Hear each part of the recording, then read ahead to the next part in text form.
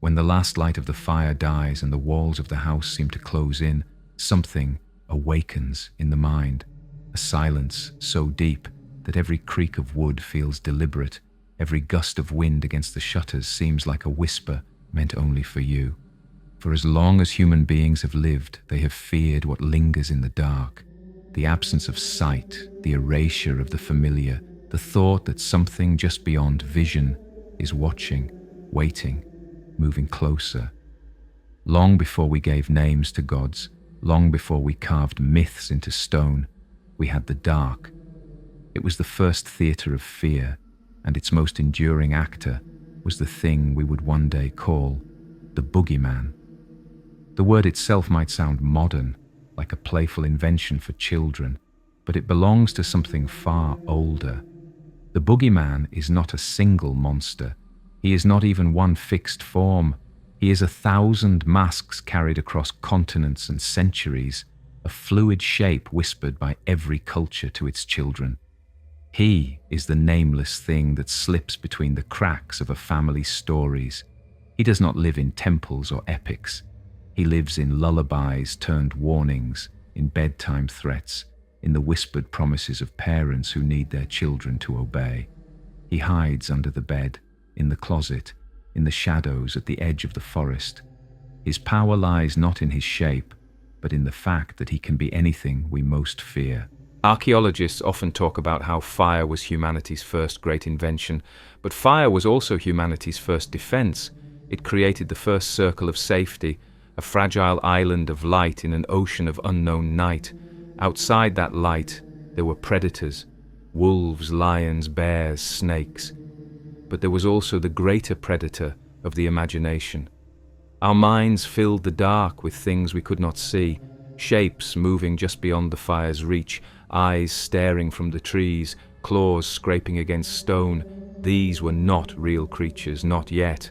They were the first stories, and the boogeyman, though not yet named, was already alive there. What makes him different from the animals that once stalked our ancestors is that he was never fully external. He is not just something outside the hut or cave. He is the embodiment of uncertainty itself. That faint noise that could be a predator or just the wind, that flicker of movement in the corner of the eye that disappears when you look directly at it. The boogeyman is the child of that uncertainty. He does not need to be seen. He is more powerful when he is not. Unlike a wolf, you cannot kill him with a spear. Unlike a snake, you cannot crush him underfoot.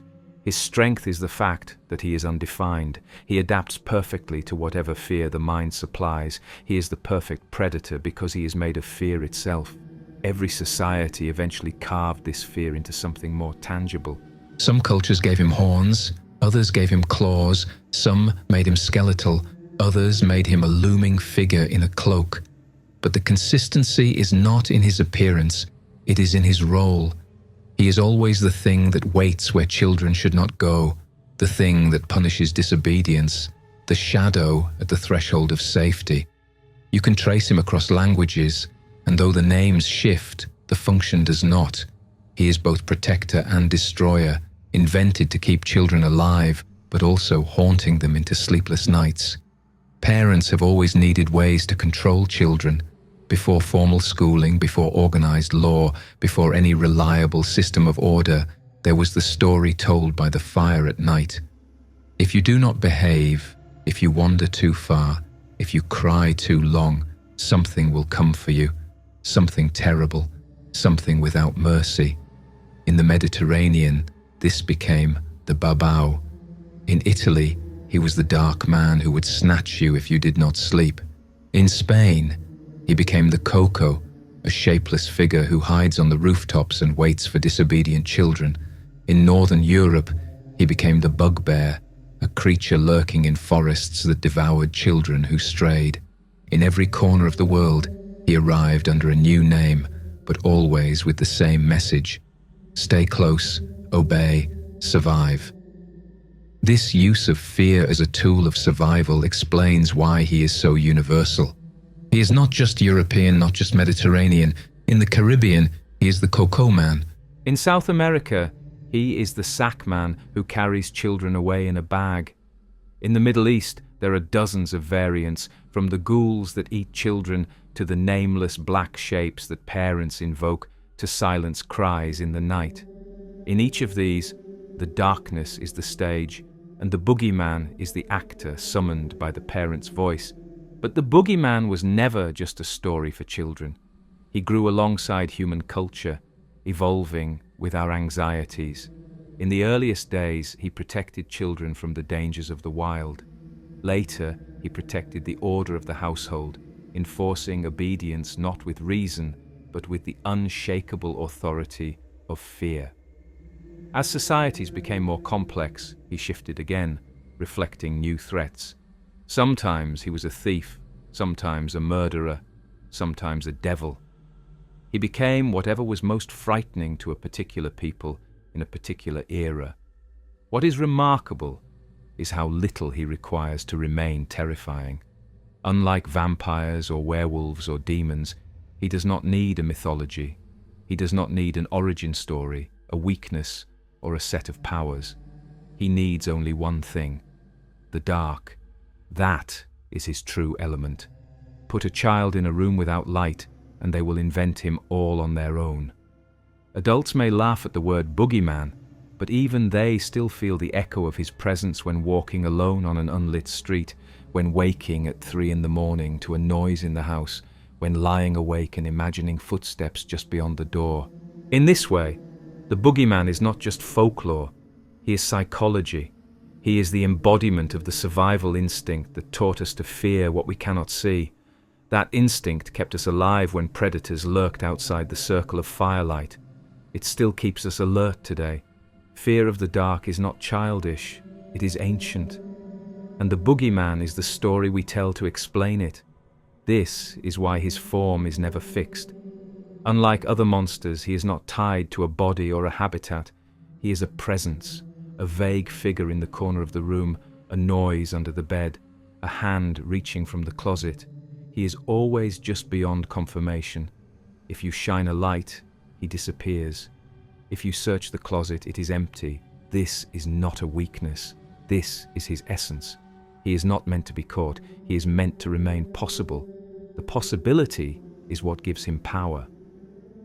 When you look back at the earliest European references, the word itself gives us a clue.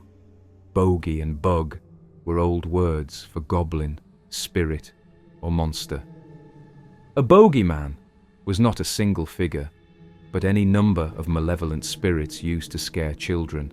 The bugbear, for example, was literally a bear-shaped bogey that hid in the woods. But over time, the general word narrowed into a singular idea: the monster that hides in the dark. What had once been a category became a character. The boogeyman became the universal shorthand for fear itself. Yet even as his name was whispered in Europe, other continents were telling the same story. In the Philippines, children were warned of the pugo, a headless phantom that could appear from the shadows.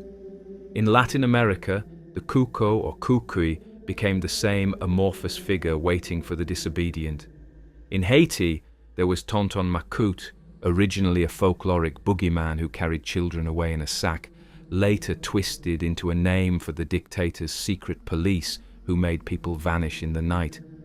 This shows how easily the figure could move from folklore into the realm of political terror. Because he was never defined, he could become whatever form power wanted him to take. What links all these stories is not appearance, but function. The boogeyman is always the enforcer of boundaries. He tells children where not to go, when not to cry, how not to act. He is the embodiment of danger, summoned not just to frighten but to instruct. In this way, he is both protector and tormentor. He keeps children safe from wolves, cliffs, and strangers by terrifying them into obedience.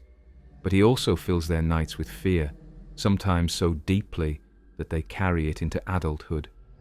This dual nature, protective and cruel, is what makes him so enduring. It is why his name still resonates even when we no longer need him to keep us safe from the forest. He has outlived the threats that first gave him life. Wolves no longer circle our villages. Strangers are policed by laws rather than legends. Yet the boogeyman remains. because he has always been more than a story. He is a part of the human mind. He is the shadow we invent when the lights go out, the shape we give to the oldest fear of all, the dark itself. And yet, this is only the beginning. To truly understand him, we must follow his many names across the world, tracing how each culture dressed him in its own garments, how each language whispered him into being. From babau to bugbear, from koko to kukui, each tells us not just about the monster, but about the people who needed him. If we strip away the names, if we ignore the costumes and the masks, we arrive at something deeper, something that has been with us since long before the word boogeyman existed. The figure we call by that name today was not born in a single place. He emerged quietly, in whispers, carried by the voices of parents, storytellers, and frightened children who tried to explain what was watching them in the dark. The boogeyman is not a myth that begins with one culture and spreads outward. He is more like a recurring dream appearing again and again across the world wherever darkness and disobedience meet. To understand his birth, you have to imagine the conditions of the earliest human nights. Imagine a group of families huddled together in a cave or in a fragile hut of wood and reeds. The fire has burned low. Outside, the forest groans with noises. Some of them are real. Wolves howling in the distance, owls shrieking, branches cracking under the weight of something unseen. But some of them are imagined. Shapes move in the shadows, and eyes seem to glow where there are none. A child cries, restless, too young to understand danger, but loud enough to invite it. The parents, desperate to keep silence, whisper a warning. Be quiet, or something will come. Something will hear you. Something that lives in the night. It is in these whispers that the boogeyman is born, not as a creature with a face, but as a threat, as a presence meant to silence a child. This was survival. A crying child could attract predators. A wandering child could fall into water, into fire, into the claws of an animal. Before fences and laws, the only defense was fear, and fear, when sharpened into a story, was more effective than any physical barrier. You did not need to see the predator. You only needed to believe it was waiting. That belief kept children close. That belief kept them alive. This is why nearly every culture has some version of the same figure. It does not matter if the land is a frozen tundra, a desert, or a dense rainforest. Somewhere in every home at some point, a parent has leaned close to a child in the dark and told them to be quiet because something in the night is listening. The names differ, but the whisper is always the same. The boogeyman is listening. In early Europe, the names that first appear in recorded sources reflect this function. In England, we see references as early as the 15th century to the bogger or bugger, words meaning ghost, spirit, or frightening goblin. Parents threatened that the bogey would get disobedient children. In Germany, similar words appear. Bogelmann or Butzermann, shadowy figures invoked in nursery rhymes. In Italy, the babau. In Spain, the koko. These are not polished literary creations. They come directly from the mouths of parents, meant not to entertain, but to control. The language itself shows their origin. The words are simple, easy to whisper, often mimicking the sounds of fear itself. Koko, kukui, bogey, short, sharp syllables, like something muttered in the dark. One of the most revealing things about these early references is how vague they are. The boogeyman is not described in detail. He is not a dragon with scales, not a giant with a club, not a devil with horns. He is simply there, undefined, a presence waiting to snatch, to carry away, to devour. This vagueness is his strength. By never being pinned to a single image, he can adapt perfectly to whatever fear a child already has. If the child fears animals, he is a beast. If the child fears strangers, he is a man. If the child fears death itself, he is a shadow that embodies it.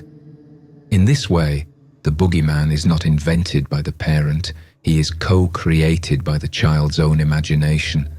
The whisper is the spark, and the mind supplies the rest. You can see this process in how different regions shaped him. In agrarian villages, he often took the form of an animal: bear, wolf, dog. In coastal towns, he became something that drags children into the water, an echo of the very real danger of drowning. In cities, he became a thief, a beggar, or a cloaked man who lurked in alleyways. In each case, the figure was tailored to the environment, but the core remained the same: a shadowy enforcer who punished disobedience. There is also a telling difference between how adults and children used the figure. For adults, the boogeyman was a tool. For children, he was an experience. Many adults might not have truly believed, but the children did.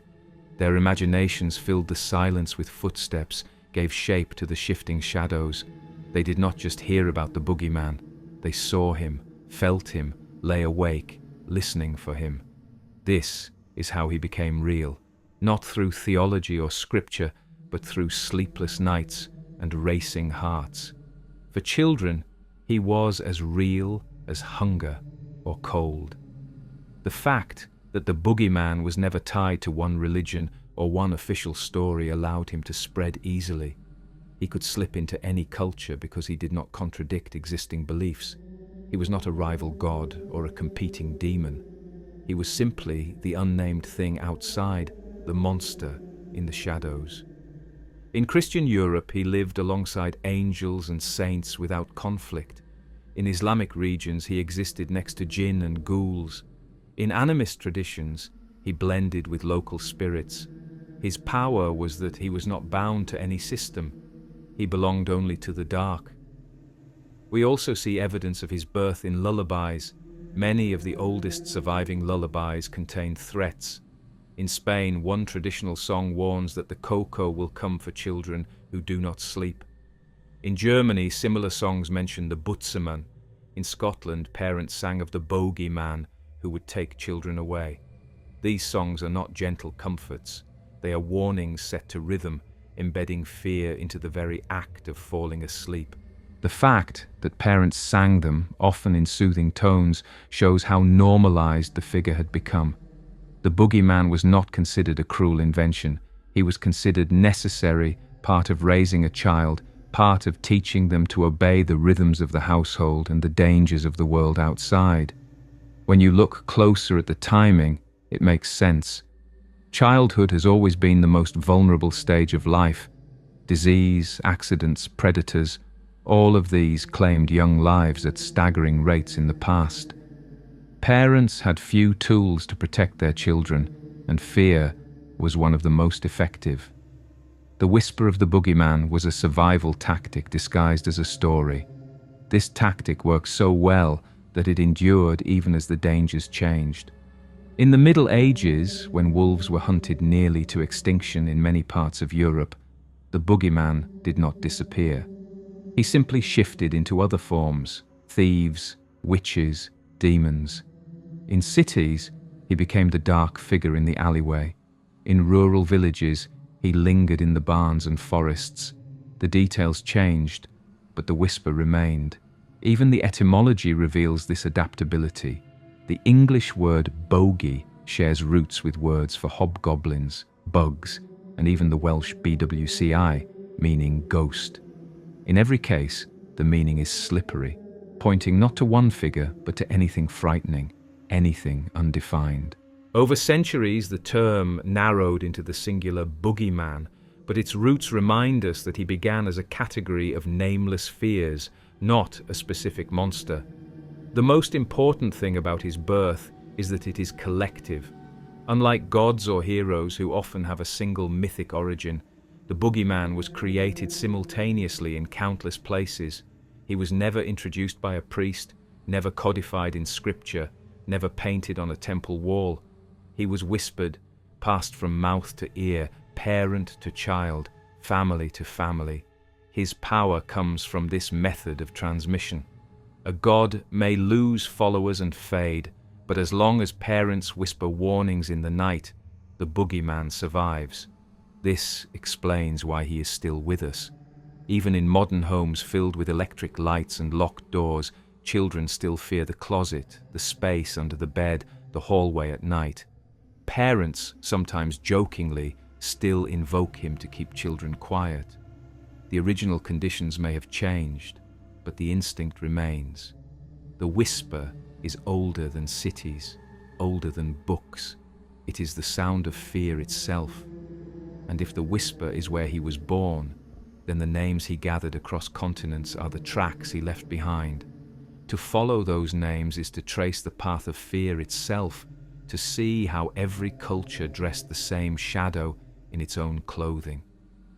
From the babao to the bugbear, each one is a face of the same timeless monster who waits in the dark. When you begin to trace the boogeyman across history, you do not find one clear figure. What you find instead is a constellation of names, each one belonging to a slightly different shadow, a slightly different fear. These names are the footprints he has left behind as he moved through time and across cultures. They are fragments of memory that tell us how different societies tried to make the invisible visible. To speak of the boogeyman in the singular is convenient, but misleading. He is not one monster. He is a chorus of whispers, each with its own accent, its own tone, its own story of where the fear first took hold. In southern Europe, one of the oldest names belongs to the babao. In Italy, parents warned their children that the babao would come for them if they stayed awake too long, if they wandered where they should not, if they defied the rules of the household. The babao was not given a clear shape. Sometimes he was imagined as a dark figure, sometimes as a faceless man, sometimes as a spirit. His power lay in being undefined. Even his name carries that vagueness. Babao, a word that sounds almost like a mumble, like something half whispered in a parent's breath to a frightened child. The very lack of definition was the point. The babao was not meant to be understood. He was meant to be felt. In Spain and Portugal, the same role was filled by the coco, or in Latin America, the cucuy. Here again, the emphasis was on shapelessness. The coco is often described not as a person, not as a beast, but as a formless figure, a shadow that lurks on rooftops or behind windows, watching. In some traditions, he carries a sack to kidnap children. In others, he is nothing but a pair of eyes glowing in the dark. What matters is not what he looks like, but what he does. He comes for children who do not sleep, who disobey, who wander. His very name became a synonym for terror in the night. Parents still sing lullabies about him, their verses soft in melody but sharp in warning. If you don't sleep, the coco will come. Imagine the effect on a child lying in bed, hearing that sung by a parent they trust. The song does not comfort, it conditions. The coco becomes part of the ritual of childhood. Move north, and the names change again. In England and Scotland, children were warned of the bogey or the boggart, spirits of mischief and malice. Over time, this became the bogeyman, the universal threat whispered in nurseries. In medieval England, one variant was the bugbear. The word itself is telling. A bug was a word for a goblin or ghost, and a bear was the most terrifying predator of the forest. Put together, you have a creature that is both supernatural and bestial, a goblin bear that prowls the woods looking for children to devour. The bugbear was not meant to be seen, it was meant to be imagined. It stood for everything wild and threatening just beyond the safety of the village. Parents would tell their children not to stray into the woods, for the bugbear was waiting. In some versions, the bugbear even took the form of a cloak-wearing figure who lurked in the dark, an early echo of the same shadow that still haunts children's bedrooms today. In Germany, the figure became the Butzemann, or the Bogelmann. Again, the name is simple, almost childish in its syllables, easy for parents to say and for children to remember. The Butzemann was said to live in barns or fields, hiding in the shadows. He was not purely evil. In some places, he was even treated with offerings, like a spirit who could be appeased. But when invoked against children, he became the familiar threat. Behave.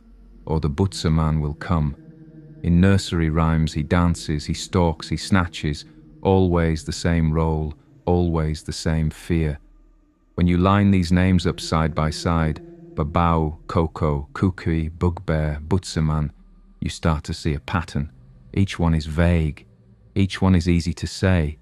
Each one is designed for the ear, not for the eye. They were not written in holy texts or carved in stone. They were spoken, whispered, sung. They belong to oral culture, to the intimate exchange between parent and child, and because of this, they could change effortlessly, adapting to each new region, each new danger. Even outside Europe, the pattern holds. In Haiti, the figure was Tonton Macoute. The name means Uncle Sackman, and the story was simple. He carried a sack and would take away disobedient children. The same motif appears in South America, where the sackman, El Hombre del Saco, became a common threat. Again, the sack is not just a detail, it is a symbol of disappearance, of being taken away, never to return. For children, it was terrifyingly effective. The idea that a figure could appear at night, put them in a sack, and carry them off into the dark made the danger real in a way abstract threats never could. In the Middle East and North Africa, variations appear as well. Some tales speak of nameless black figures who stalk the night, others of ghouls who feed on children. The Arabic word ghoul itself comes from ghala, meaning to seize. Again, the emphasis is on being taken, removed, stolen away. The fear is not just of being hurt, but of being erased, of vanishing from the world of family and safety into the unknown realm of the shadow. What unites all these names is their focus on the same primal anxieties. The boogeyman is always about boundaries. He guards the line between the safe world of home and the dangerous world outside.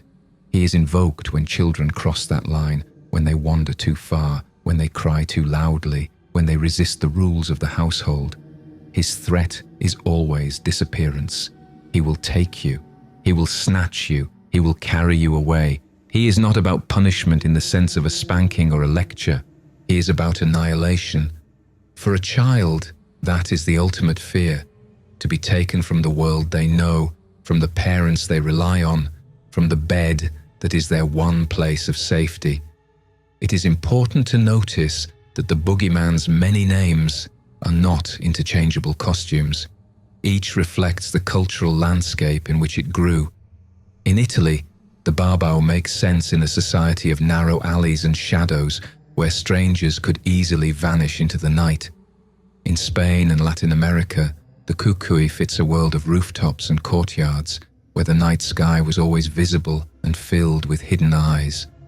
In Northern Europe, the bugbear and the butserman reflect forests and barns, places where children truly could disappear if they wandered. In the Caribbean and South America, the sackman echoes the very real presence of kidnappers and slave traders who carried people away in sacks and chains. The boogeyman is never arbitrary. He is always tailored to the real fears of a community. This adaptability is why he endures. Vampires are tied to blood, werewolves to the moon, ghosts to the dead. But the boogeyman is tied to nothing but fear itself. He can be whatever a culture most dreads. He does not need a consistent mythology. He needs only a name, a whisper, and a darkness in which to hide. And yet, there is something uncanny in how similar these names and figures are, despite the distance between them. How did children in Spain, Germany, England, and Haiti all grow up with nearly the same warning, the same story of a figure in the dark who would take them away? The answer is not cultural diffusion. It is not that the story traveled from one place to another. The answer is simpler and more unsettling. The boogeyman emerges wherever there are children and darkness. He does not need to be spread. He grows naturally from the soil of fear itself. The names he has worn are like masks he tries on, each one fitting the contours of a different culture. But underneath, the face is always the same. He is the shadow that watches, the hand that reaches, the sack that carries away. He is the universal terror of childhood, given a local name and a local form. And as we follow these names, we begin to see how the figure spread not just across geography, but across time. How he survived the shift from oral culture to written tales, from lullabies to literature, from whispers in the night to stories printed in books. Each stage of his journey reshaped him, but never destroyed him. The boogeyman is proof that fear itself is indestructible, and that it only needs the faintest excuse to take form. If the babao and the bugbear reveal how language gave him his first masks, the next step is to see how he became more than just a word.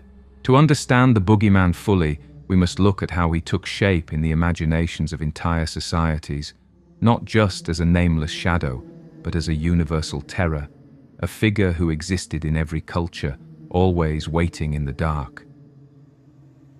The boogeyman is not a European invention.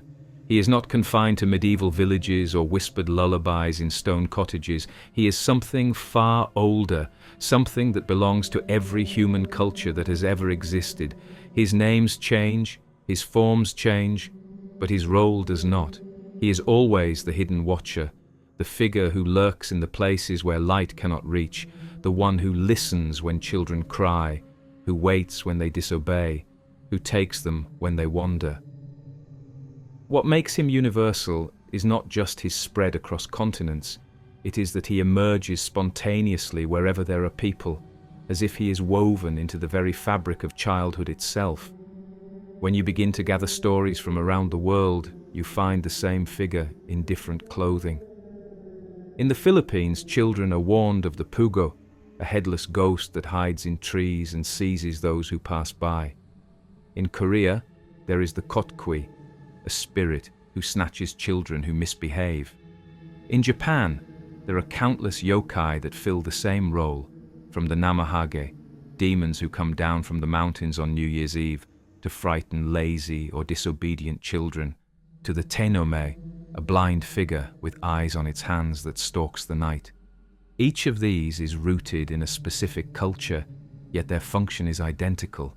They appear as threats whispered by adults to control children, to keep them from danger, to mark the boundary between safety and peril.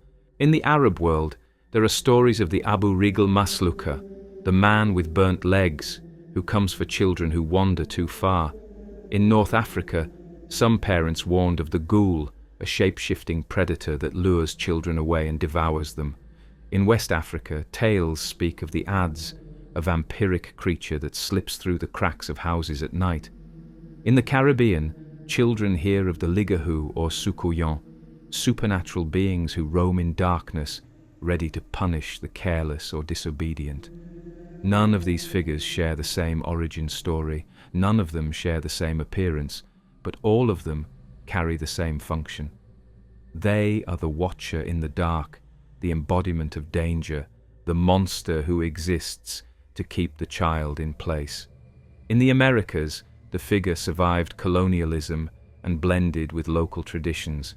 In Mexico, the cucuy still haunts lullabies, while in Brazil, the cuca, a monstrous old woman with a reptilian face, takes her place as the terrifying enforcer of discipline. In Chile, there is the viejo del saco, the old man of the sack, who carries children away. Among Native American tribes, there are countless variants. The Wendigo in Algonquin stories, a spirit of winter and hunger that devours the careless. The Stickini among the Seminole, owl people who steal hearts. The La Llorona of Mexican legend, a weeping woman who steals children by rivers. Each one emerges from different histories, different environments, yet they all circle the same archetype. The child who wanders is taken. The child who disobeys is punished. The child who refuses to sleep is snatched away by something lurking just outside. What is striking is how consistent the themes are despite the enormous distances between cultures. There are always three elements. First, the darkness. Whether it is the night outside, the shadows of a forest, or the unlit corners of a house, the boogeyman lives where light does not reach. Second, the child's vulnerability. He does not threaten warriors, he does not hunt kings, he does not stalk adults. He waits for the young, the weak, the unguarded. Third, the disappearance. He does not simply harm, he takes away. He removes children from the safety of family and village and carries them into the unknown. These three elements form the spine of the myth, repeated again and again in every corner of the globe. This universality suggests something deeper than cultural coincidence. It suggests that the boogeyman is not just a story, but an expression of something fundamental in human psychology. Children are born dependent. They rely on adults to feed them, protect them, guide them, but they are also restless, curious, prone to crying and wandering. Parents, desperate to keep them safe, invent ways to enforce obedience. The easiest and most effective way is fear. The simplest form of fear is the dark. And the natural figure that emerges from this equation is the boogeyman. He is not created by one society and then passed on. He is born again and again wherever there are children, parents, and darkness. Even in cultures that are radically different, the same logic appears. In Inuit communities, children were told to stay away from dangerous ice holes, warned that creatures would drag them under if they strayed too close. In Pacific Island traditions, children were warned of water spirits who would seize them if they disobeyed. In sub-Saharan Africa, stories of night spirits and bush creatures kept children from wandering into the wilderness. These tales are not just folklore, they are survival tools. They are adaptive strategies disguised as monsters, and yet survival alone does not explain the persistence of the boogeyman into modern times. Wolves no longer circle our villages, rivers are fenced, cliffs are marked, alleys are lit. And still, the figure remains. The reason lies in how deeply he is connected to the human experience of fear itself. The boogeyman is not tied to one danger, he is tied to the unknown. Wherever there is something we cannot see, something we cannot explain, he can live there. The closet, the basement, the abandoned house at the edge of town, all of them become his territory because they are places of uncertainty. For children, this uncertainty is even sharper. Their world is smaller, their knowledge limited. The dark is bigger to them than it is to adults. Every shadow holds possibilities. Every creak is a signal. Their imaginations are faster, more vivid, more relentless. The boogeyman is not just given to them by their parents. They generate him themselves. The parent provides the name, but the child provides the face. That face may be different for every child, but the effect is the same. They believe someone is watching, someone is waiting, someone will come if they disobey. This is why psychologists today still study the boogeyman as a cultural phenomenon. He is one of the clearest examples of how myth and psychology intersect. He is not just a monster in a story. He is an externalized form of the internal fear of abandonment, the fear of punishment, the fear of death. He gives shape to what children cannot articulate. Instead of saying, "I'm afraid of being alone in the dark," a child can say, "The boogeyman is in my room." In this way, he functions as both a burden and a release. He terrifies, but he also explains. He gives children a way to name their fear, to make it something they can describe, even if they cannot defeat it. When we recognize how universal he is, we begin to see him less as a folkloric oddity and more as an archetype.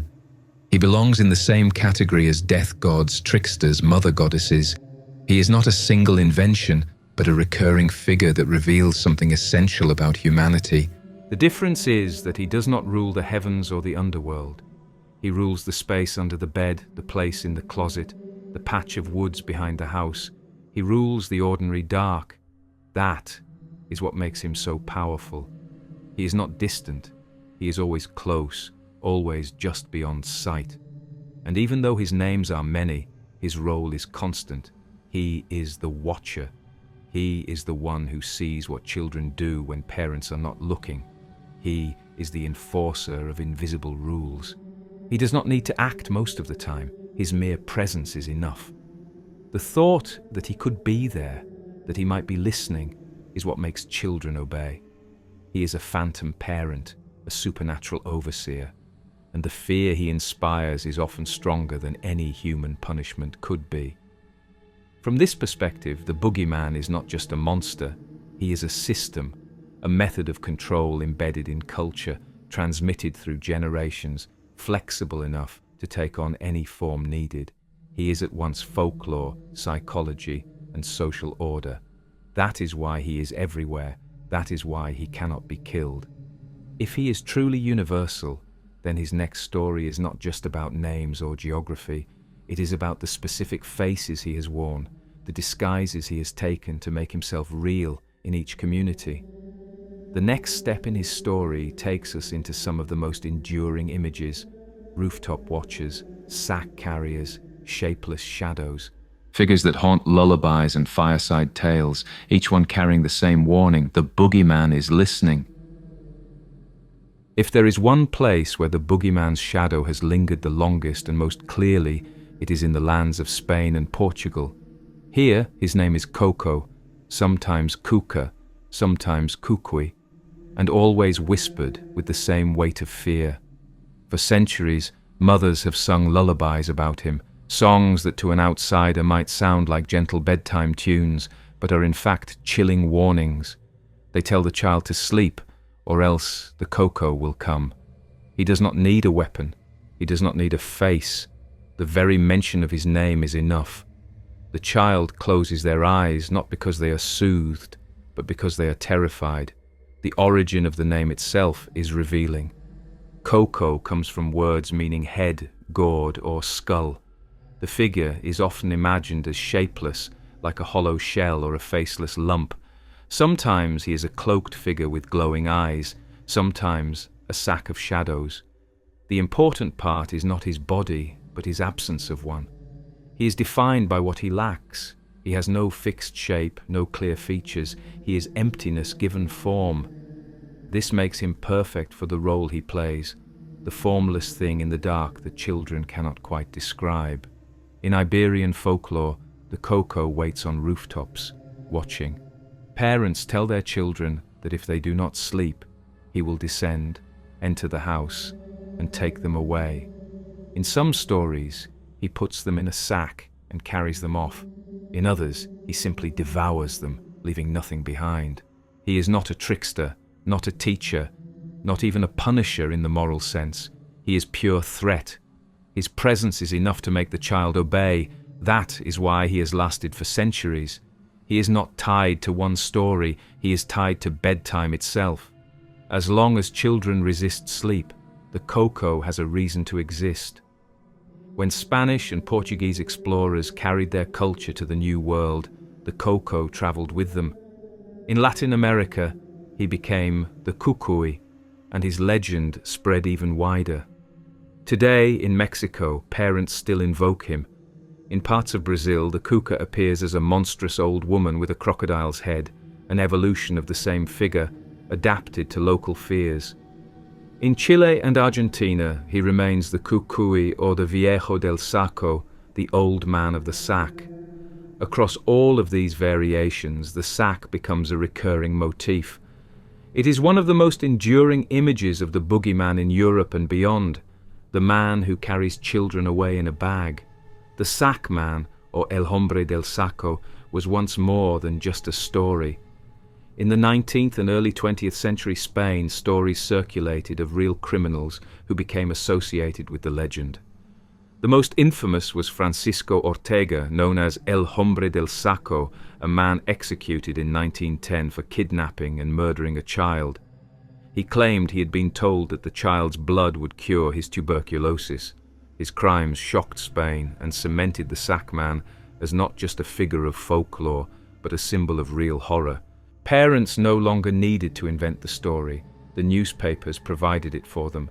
The line between myth and reality blurred, and the sack man became both. But the figure of the sack man is older than Ortega. For centuries, European parents warned children that beggars or vagrants might carry them away in sacks. The sack was a common tool of poor wanderers, a simple way to carry belongings. To a child, it was also a terrifying container, something they could fit inside, something that could erase them from their home in an instant. It made sense to attach the fear of disappearance to such an object. A sack is both ordinary and ominous. It is part of daily life, but it can also swallow a child whole. That is why it became such a natural image for the boogeyman to adopt. In Italy, the babau sometimes carried a sack. In France, there were stories of the croque-mitaine, a figure who lurked in dark corners and sometimes carried children away. In Eastern Europe, similar tales warned of men or spirits who snatched children with bags or baskets. Always the same logic. Disobedience leads to disappearance, and the sack is the symbol of that disappearance. What makes the Spanish and Latin American versions especially powerful is how deeply they are embedded in daily life. The Coco and the Sack Man are not distant myths. They are present in songs, in nursery rhymes, in casual warnings. A parent might not believe in vampires or demons, but they will still mention the Coco when their child refuses to sleep. The words are automatic, handed down across generations. They are cultural reflexes, not just stories. And unlike some figures of folklore who fade as societies modernize, the Coco and the Sackman have adapted. In Latin America today, the cucuy is still invoked. In some places he has taken on new forms, blending with urban legends, imagined as a figure who hides in alleys or abandoned houses. In others, he remains the same old shadow, faceless and formless, waiting for children who stay awake too long. The endurance of these figures shows how powerful the basic formula is. A parent needs only two ingredients, the dark and a name. With those, the boogeyman takes shape again. The sack is a visual anchor, something tangible to give the fear weight. The name, Coco, Cucuy, Hombre del Saco, gives it voice. Together, they make the invisible watcher real enough to silence a child, real enough to last for centuries. But Spain and Portugal are not alone in this. The sack, the faceless figure, the rooftop watcher, all of these motifs echo across Europe. In Germany, the Butzemann sometimes carries children away. In the Balkans, there are stories of night spirits who drag children out of their beds. In Greece, children once feared the babulas, a figure who, like the Coco, hides under the bed and waits for the restless. Each of these is a local mask of the same archetype. Each is a way of telling the same story. There is something in the dark, and it is waiting for you. The Sackman of Europe is more than just a regional variation. He is proof that the boogeyman is not just a vague shadow. He can also take on a practical material form. The sack is an object every child can understand. It is ordinary enough to be believable, terrifying enough to carry the weight of disappearance. That combination makes it one of the most successful disguises the boogeyman has ever worn. And yet, the sack is only one of his masks. The boogeyman is too adaptable to stay fixed for long. In some places, he became a shadow with glowing eyes. In others, a witch with iron teeth. In others, a black figure at the foot of the bed. The sack man is one of his clearest faces, but he is not the only one. To see the full picture, we must follow him further into the tangled roots of folklore where he merges with other shadowy figures, sometimes with goblins, sometimes with devils, sometimes even with witches like Baba Yaga. Each connection reveals another layer of his story, another reason why he has never truly disappeared. When you begin to lay the names of the boogeyman side by side, something peculiar emerges. Many of them share a sound, a rhythm, a syllable that seems to echo across regions and centuries. Babau in Italy, Babai in Eastern Europe, Baba Yaga in the Slavic forests. These are not identical figures, but their names ring with the same cadence. It is as if the act of naming the dark, of giving shape to the fear, pulled from the same ancient pool of words. These echoes may not be coincidence. They may be traces of an older way of naming the monsters we cannot see, a language of fear that long predates the neat categories of modern folklore. The babao of Italy is the most direct of these figures. Parents whisper his name to warn children that he is waiting in the shadows. He has no fixed form, but is often imagined as a tall, cloaked figure, faceless and silent, watching from corners. His name itself has a muttering quality, like something you say under your breath. Babao. It sounds like the stammer of someone pointing into the dark, trying to describe what they can't quite see. He does not need horns or claws. His vagueness is his weapon. He is whatever the child fears most, and the name is the key that unlocks that fear. The babai is even closer to the figure we know as the boogeyman. In Russia and surrounding regions, the word babai has long been used in the same way, a threat whispered to children who refuse to sleep. Parents say the babai will come to silence cries at night. In some traditions, he is described as an old man with a sack, sitting in dark corners and waiting for disobedient children. In others, he is barely more than a shadow, a presence that comes if you stay awake too long. The babai is not a fully fleshed out monster. He is a placeholder for fear itself, a name attached to the sense that someone is in the room when the lights go out.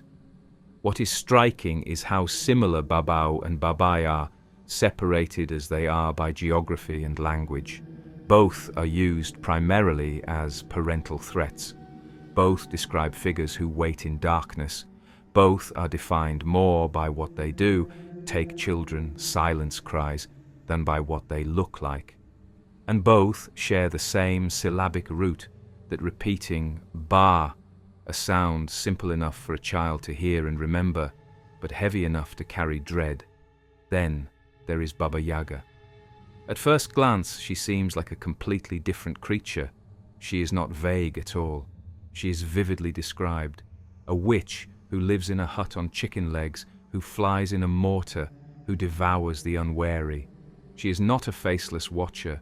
She is a fully realized character, a figure of myth and folklore, a goddess in exile. And yet, the name places her in the same family. Baba is an old Slavic word for grandmother or old woman. In some regions, it carries a connotation of the crone, the frightening old woman who lives at the edge of the village. Yaga is more complex, possibly linked to words for horror, disease, or anger. Together, Baba Yaga is grandmother horror, the terrible old woman who embodies fear itself. The connection between Baba Yaga and figures like Babai and Babao is not direct. They are not the same character, but they reveal a shared pattern in how fear was personified. Across Europe, the most basic image of fear is either the formless shadow or the old woman. The shadow is the threat you cannot describe.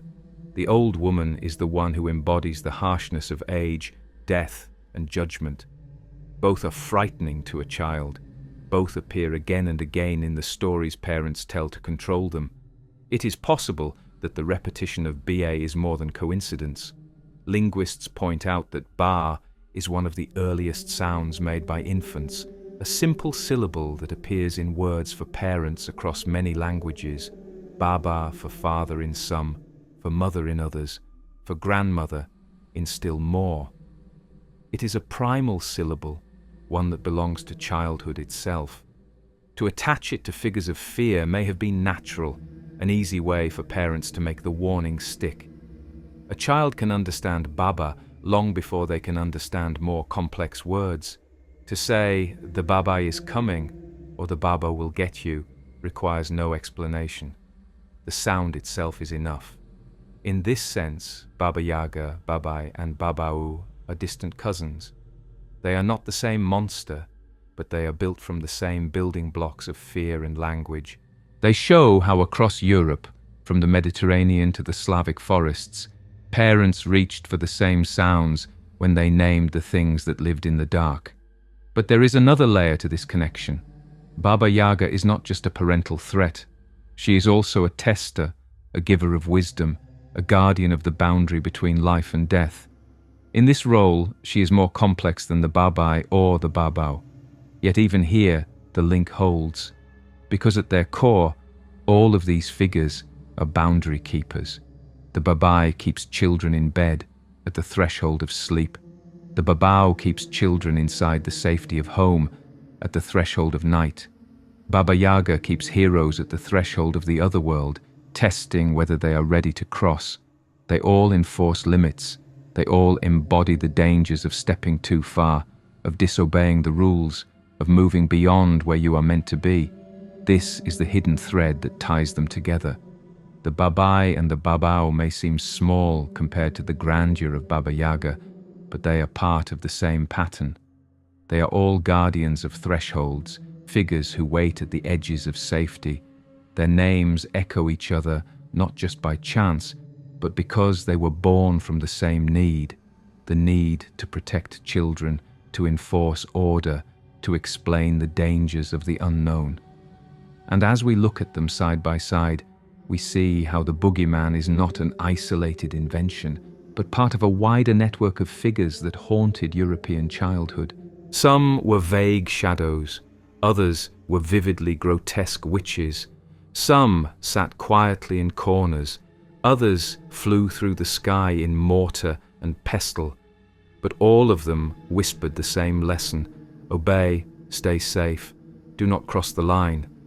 The next step in this journey is to see how this figure expanded even further, merging with other dark visitors of the night: the black man, the night hag, the shapeless intruder who sits on the chest of the sleeping.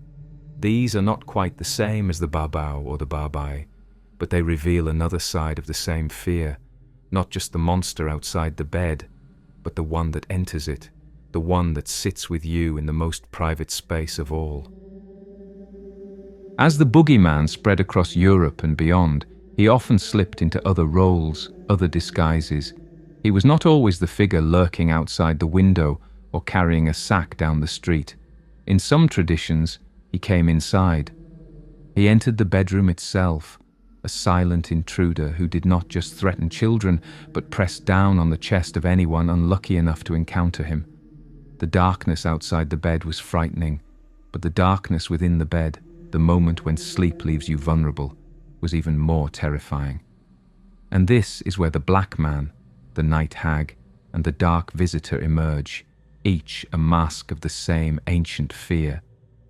In parts of Europe, especially Germany and Scandinavia, the figure of the schwarze Mann, the black man, became a common bogey. His name was not always about skin color. In many regions, black simply meant shadow, dark, the embodiment of night itself. Parents warned that the black man would come for children who refused to sleep, a phrase that survives even today in nursery rhymes and casual threats. Sometimes he was imagined as a cloaked figure standing in the doorway. Sometimes he was faceless, nothing but a silhouette in the dark. What mattered was not his detail, but his presence. The black man was not outside. He was here, in the room, standing where the shadows are deepest. This figure blended seamlessly with another ancient terror, the night hag. Stories of the night hag stretch back centuries, appearing in England, Scandinavia, and across Europe. The hag is not just a witch, but a presence that sits on the chest of the sleeper, pressing down, stealing breath. In folklore, people would wake in the middle of the night, unable to move, their chest heavy, their breath caught, and they would see a figure sitting on them, a crone, a shadow, sometimes a demon. Today, we call this sleep paralysis, but before science gave it a name, it was explained through folklore. The hag had come. The visitor had entered. The night was alive. The connection to the boogeyman is obvious. The hag, like the black man, is a figure of threat, invoked to keep children from misbehaving, but also experienced directly in the terrifying half-dream of sleep paralysis. She is the boogeyman brought into the most intimate space, your own body. She does not wait under the bed. She climbs on top of it. She does not stay in the closet. She sits on your chest. She is not the potential of fear. She is its crushing reality. The image of the hag pressing on the chest appears again and again in art and literature. In Henry Fuseli's 18th century painting The Nightmare, a demonic figure squats on the chest of a woman sprawled in sleep. Behind them, a dark horse with glowing eyes emerges from the shadows. The painting captures perfectly the sensation of sleep paralysis and the folklore that surrounded it. The woman is helpless, trapped between sleep and waking, crushed under the weight of an invisible visitor. For people of that time, there was no question about what this was. It was the hag. It was the dark visitor. It was the boogeyman in one of his oldest and most personal forms. In Scandinavian folklore, the same figure was known as the mare, a malicious entity that sat on people's chests while they slept, giving us the word nightmare. The mare was not a dream. She was a being, a visitor, someone who came in the night to torment. The universality of this image suggests that sleep paralysis was a common experience across cultures and that people everywhere needed an explanation. The explanation became the hag, the mare, the visitor. And because children are often the ones most terrified by sleep, the figure easily merged with the boogeyman tradition. Parents could say, "Go to sleep or the black man will come." And the child, lying awake, might one night feel the crushing weight of the hag and believe the warning had come true. Outside Europe, similar figures appear. In Newfoundland, Canada, there are stories of the old hag, a night visitor who sits on the chest of sleepers. In the southern United States, African American folklore speaks of being ridden by the witch or having the hag ride you in the night. In parts of Asia, stories describe a ghost or spirit pressing on the chest during sleep, leaving victims paralyzed. In Japan, this is called kanashibari, the binding of the body by a spirit. Across the world, the same phenomenon, sleep paralysis, was given supernatural explanation, and the supernatural figure was always the same: a dark visitor, a shadow, a hag. What ties all of these to the boogeyman is their role as enforcers of fear. The boogeyman does not need to harm in reality. He thrives on anticipation, on possibility. The hag and the black man extend that logic into the bedroom. They are the possibility of intrusion, the proof that the dark can cross even the final threshold of safety, the bed itself. To a child, the bed is the last sanctuary. To imagine something waiting under it is bad enough. To imagine something sitting on it, touching them, pressing down on their chest, is unbearable. That is why these figures have so much power. They represent the invasion of fear into the most private, vulnerable space. The black man also carried another weight. In some periods, particularly in later European folklore, he began to merge with the Christian image of the devil. The black man became not just a shadow, but the dark stranger who tempted, punished, and carried souls away. Witch trial records from the 16th and 17th centuries often describe witches claiming to have met the black man, a figure associated with Satan himself. In these contexts, he was not just a children's terror. He was the great enemy of the church, the embodiment of evil. This merging shows how flexible the figure was. He could be a parental warning, a sleep paralysis hallucination, or the devil himself. All carried the same root, the dark figure who enters uninvited. The blending of the boogeyman with the hag and the black man reveals how layered the archetype became. He was not just a shadow outside the house. He was also the visitor in the night, the intruder in the dream, the devil at the crossroads. This complexity is part of why he survived. He could fit into any gap in human fear, from the smallest child's bedtime to the largest religious cosmology. He was always waiting where explanation faltered, where the unknown pressed too close. The night hag and the black man show that the boogeyman is not always about the threat of being taken away. Sometimes he is about suffocation, paralysis, the terror of being trapped in your own body. Sometimes he is about temptation and sin, the threat of being carried into damnation. Sometimes he is simply about the unbearable sense that someone else is in the room with you. These are different faces, but they all belong to the same visitor. They all enforce the same primal truth. The dark is not empty. And once the boogeyman had entered the bedroom, he would never leave. From this point forward, he was not just the watcher outside, but the hidden presence within. The next part of his story is about why children, more than anyone else, are the first to meet him. Why the boogeyman belongs to the world of childhood more than to any other stage of life, and why the space under the bed has always been his most loyal domain. If the boogeyman has a throne, it is the bed. Not the bed of adults, where dreams are fleeting and sleep is an escape, but the bed of children, where the line between waking and dreaming blurs, and where the shadows seem most alive. For centuries, the stories have been the same. The boogeyman waits under the bed, he hides in the closet, he watches from the corner of the room. He does not haunt the battlefield, he does not stalk the tavern, he does not linger in the council chamber. He belongs to childhood, to the small, fragile space where a child lies in the dark, utterly vulnerable. The question is why? Why has this figure always chosen children as his primary victims? The answer lies not in him, but in them. Childhood is the age of dependency. Children cannot defend themselves. They cannot easily distinguish between imagination and reality. They live in a world where the authority of parents is absolute, and the power of fear is magnified 100-fold.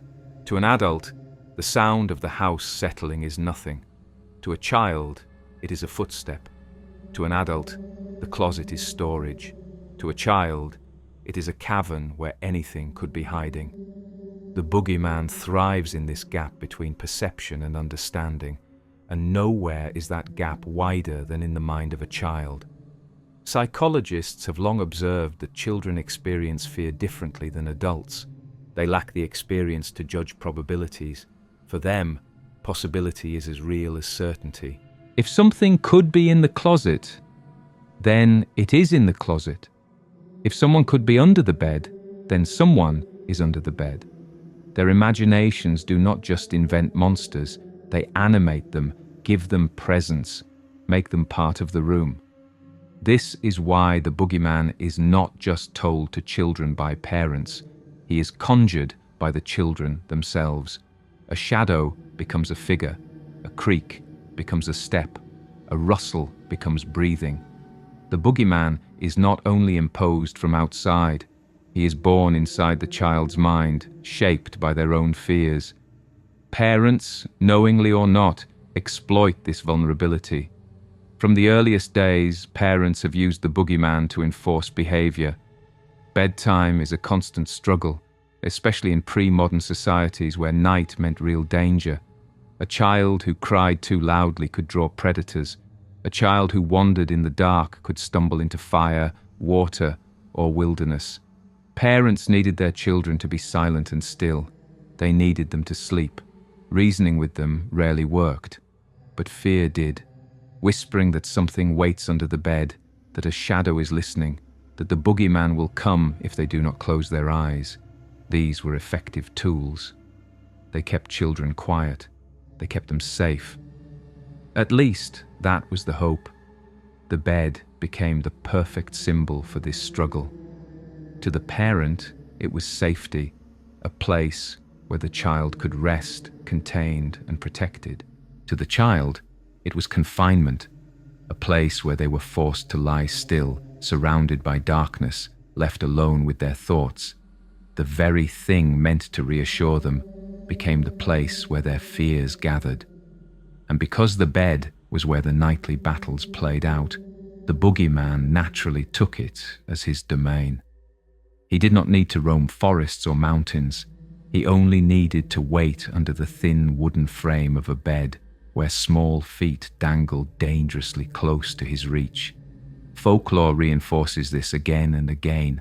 In Spain, the coco waits for children who will not sleep. In Russia, the babai is said to crouch in dark corners, watching children in their beds. In Greece, the baboulas hides beneath the bed itself, ready to grab the disobedient. In England, the bogeyman is said to creep from the closet or from under the mattress. These stories do not take place outside the home. They take place in the bedroom, in the one place a child cannot escape. That is what makes them powerful. The child cannot leave the bed without disobeying, but they cannot sleep without fearing. They are trapped, and the boogeyman thrives in that trap. Even the act of looking under the bed reveals the psychology at play. Every child learns to do it at some point. Kneel down, pull up the blanket, peer into the shadows. Most find nothing, but the very act confirms the possibility. The space under the bed is dark, hidden, close. It is the perfect size for something to wait. It does not matter that nothing is there. What matters is that something could be. And for a child, could be is enough. The ritual of looking becomes part of childhood itself, a small reenactment of the ancient fear. The boogeyman may not be there, but he could be. And that is all it takes. The closet plays a similar role. It is another confined, shadowed space inside the child's own room. Adults see clothes and boxes. Children see a doorway to somewhere else, a cavern where anything could lurk. At night, with the door ajar, the darkness inside seems deeper than the darkness outside. It becomes a separate, waiting space, a place where the boogeyman might stand, silently watching. Modern horror films exploit this imagery constantly, but they are only repeating what folklore has always known. The boogeyman does not need to be outside. He only needs to be in the room, just out of sight. Why, then, does the boogeyman not haunt adults in the same way? In truth, he does, but less often. Adults experience fear differently. They rationalize. They know closets are empty, beds are safe, houses are quiet. Their fears shift to more tangible dangers, intruders, illness, financial ruin. The boogeyman still lingers, but as an echo. He appears in moments of vulnerability, like when someone wakes in the night convinced they heard a noise, or when they walk down a dark hallway and feel watched. But for children, he is constant. Their world is filled with the unknown. Their lives are structured by authority. Their imaginations are unbounded. The boogeyman belongs to them because they are the ones who still live fully in the realm where possibility equals reality. This is why so many nursery rhymes and lullabies invoke him. They are not warnings for adults. They are messages to children. In Spain, parents sing of the Coco who comes for the sleepless. In Germany, rhymes about the Butzemann dance through the night. In England, the bogey appears in songs and stories. These are cultural scripts repeated endlessly, embedding the figure into childhood itself. Even if a parent does not believe, even if they invoke the boogeyman playfully, the child does not hear it as a joke. They hear it as truth. And that truth shapes their nights. The fear of the bed also ties directly to the developmental stage of childhood. Children do not control when they sleep. They are told to go to bed. They are told when the light goes out. They are told not to get up. The boogeyman becomes the enforcer of this schedule, the invisible guard who keeps them in place. In this sense, he is not just a monster. He is part of the architecture of authority. He is a tool used by parents, but he is also a way for children to externalize the weight of rules. The parent says, "Stay in bed," and the child imagines, "Because the boogeyman will get me." He becomes the face of discipline itself. But there is a deeper layer still. Childhood is the stage when humans first encounter death as a concept. They begin to understand absence, loss, the fact that people can disappear. This realization terrifies them, but they lack the vocabulary to articulate it. The boogeyman provides a bridge. He is not described as death, but he embodies disappearance. He takes children away, he snatches them, he removes them from the safety of home. In this way, he functions as a child's first encounter with mortality, dressed in the language of monsters. He is death made comprehensible, made local, made personal. This is why the boogeyman cannot be separated from the bed. The bed is where children lie still and confront darkness. The bed is where they are forced to be alone. The bed is where they first begin to sense the permanence of absence. It is the stage where the oldest fears, of darkness, of abandonment, of death, gather. The boogeyman is not just a character parents invent. He is the inevitable shape those fears take in the mind of a child lying awake, staring at the ceiling, listening for footsteps in the hall. And so, when we say that the boogeyman belongs to childhood, we are not speaking only of folklore. We are speaking of psychology, of development, of the way the human mind grows. Every child meets him because every child must confront fear. The boogeyman is not an optional character. He is a universal experience. From here, his story becomes even more complex. Because while children meet him first, adults never entirely escape him. He follows them into adolescence, into adulthood, into culture itself. He changes faces. He adapts to new fears. Sometimes he is the trickster who frightens but does not harm. Sometimes he is the torturer who punishes brutally. Sometimes he is the shadow who simply watches, saying nothing, doing nothing, but never leaving. Each face is different, but all are part of the same figure. And understanding why he wears these many masks brings us closer to unmasking the boogeyman himself. When we look across the centuries and across cultures, the boogeyman refuses to hold still. He slips from one mask to another, changing his nature to suit the story being told, the fear being enforced, the lesson being taught. In some places, he is almost comical, a trickster who startles but does not truly harm. In others, he is monstrous, a figure of cruelty who tortures, devours, and annihilates. This flexibility is not a weakness. It is his greatest strength. It allows him to survive in every culture, every era, reshaped again and again into whatever role fear demands. The trickster version of the boogeyman often appears in societies where humor and play are part of discipline. Parents may use him not just to frighten, but to tease, to keep children in line with a smile rather than with terror. In these stories, he hides behind doors, jumps out from closets, tickles children who stay awake too long. He is mischievous, not murderous. The point is to create a sense of unease, a reminder that someone is always watching, but not to plunge the child into full terror. This version is closer to the goblin, the boggart, the household spirit who plays pranks. He reminds children of the rules without crushing them with fear, but the boogeyman does not stay a trickster for long. In many traditions, his face is far darker. He becomes the torturer, the punisher, the one who inflicts pain on those who disobey. In Germanic stories, the Butzemann was sometimes imagined as a figure who beat children with sticks. In French folklore, the croque-mitaine, literally the mitten cruncher, was said to grab children and tear them apart, devouring them piece by piece. In the Balkans, dark spirits were said to claw and scratch children who strayed from the safety of their homes. These are not playful warnings, they are brutal threats, designed to instill not just obedience, but absolute terror. This cruelty is often tied to the harsher realities of pre-modern childhood. Life was difficult, survival uncertain, discipline severe. Parents did not hesitate to use fear as a weapon, and the boogeyman became a tool of that fear. His torture was not meant to be symbolic, it was meant to be felt as vividly as possible in the imagination of the child. To say the Babao will come was not to suggest a harmless prank. It was to conjure the image of a faceless monster who would drag you into the shadows, beat you, devour you, erase you. The vividness of this threat ensured compliance, yet there is always a spectrum.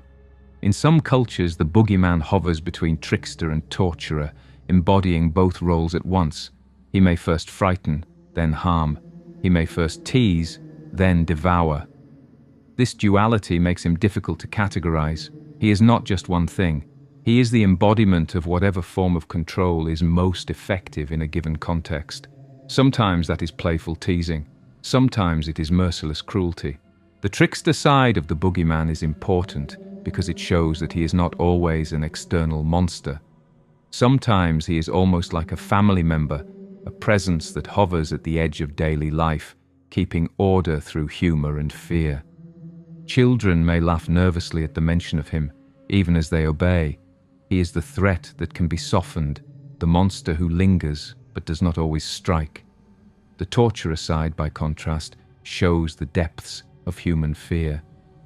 In societies where children faced constant danger, disease, predators, hunger, the need to enforce discipline was greater, and the boogeyman became harsher.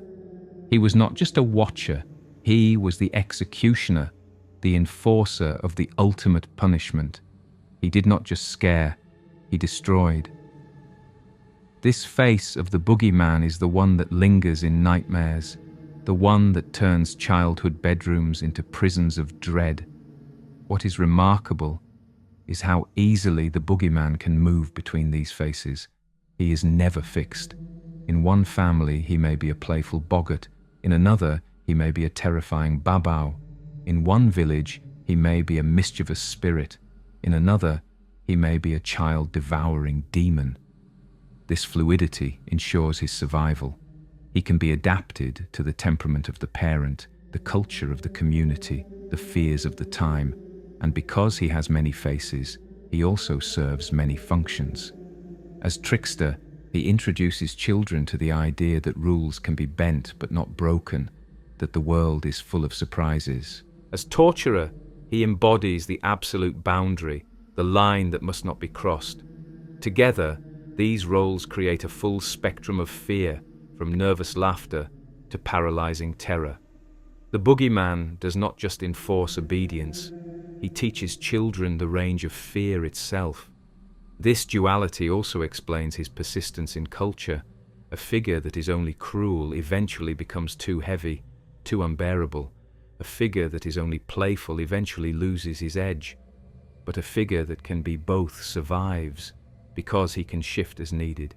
He can terrify in one story and amuse in another. He can live in a lullaby as a threat and in a folktale as a prankster. He is endlessly adaptable, endlessly renewable. Modern culture has preserved this spectrum. In some children's cartoons, the boogeyman is presented as silly, bumbling, more of a nuisance than a threat. In horror films, he is presented as pure evil, a faceless killer who embodies death itself.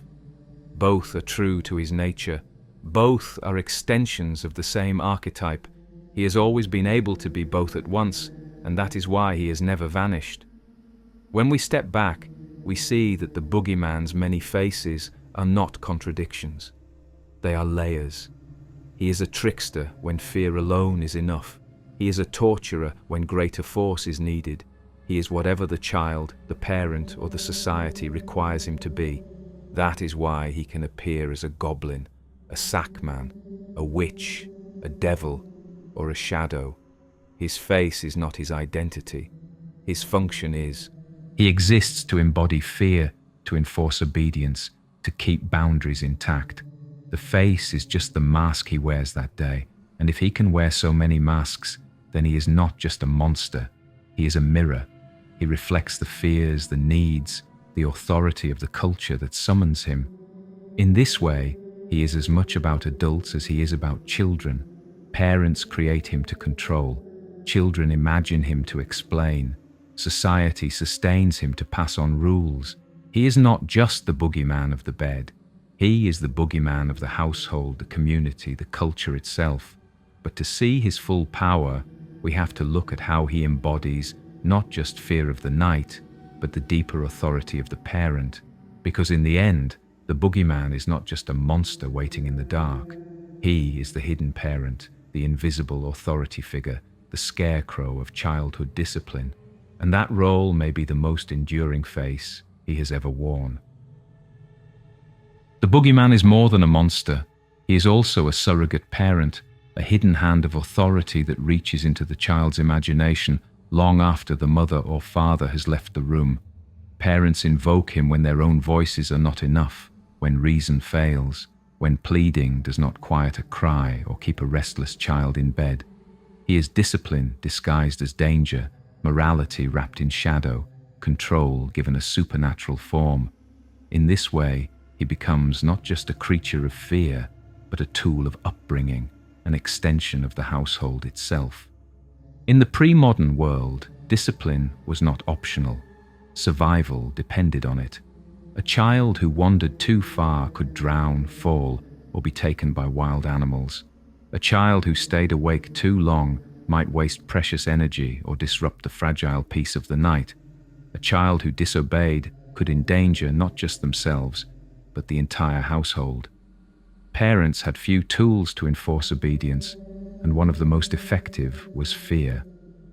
The boogeyman was summoned to fill the gap between words and action, between the parent's authority and the child's imagination. He was the scarecrow of childhood, a figure planted in the shadows to keep children where they belonged. The metaphor of the scarecrow is fitting. A scarecrow does not move, does not attack, does not truly harm. Its power lies in suggestion. Birds believe it could be dangerous, so they keep away. The boogeyman works the same way. He does not need to act. He only needs to be believed. His very possibility is enough to control behavior. Parents plant him in the child's mind, and the child waters him with their own imagination, making him grow into a presence that feels real. He becomes the scarecrow in the corner of the room, the invisible sentinel who enforces the rules even when no parent is watching. This makes him different from other monsters. Vampires, werewolves, witches. They have their own agendas, their own myths. They exist independently of the family. But the boogeyman has no mythology outside of discipline. He does not wander the earth on his own adventures. He exists only in relation to the child. His story is told not to entertain, but to control. He is, in essence, a projection of the parent's authority, given sharper teeth and darker shadows. You can see this clearly in the language parents use. They rarely describe him in detail. They simply say, "The boogeyman will come." The vagueness is deliberate. It allows the child's imagination to supply the terror, and it keeps the parent free from having to elaborate. The boogeyman is not a story with a beginning, middle, and end. He is a warning, a sentence fragment, a whisper. This is why he is so effective. The less said, the more powerful he becomes. But the boogeyman is not just about obedience to parents. He also becomes a symbol of morality itself. In many cultures, he punishes not only disobedience but misbehavior, lying, stealing, selfishness. The child is told that if they do wrong, something will come for them.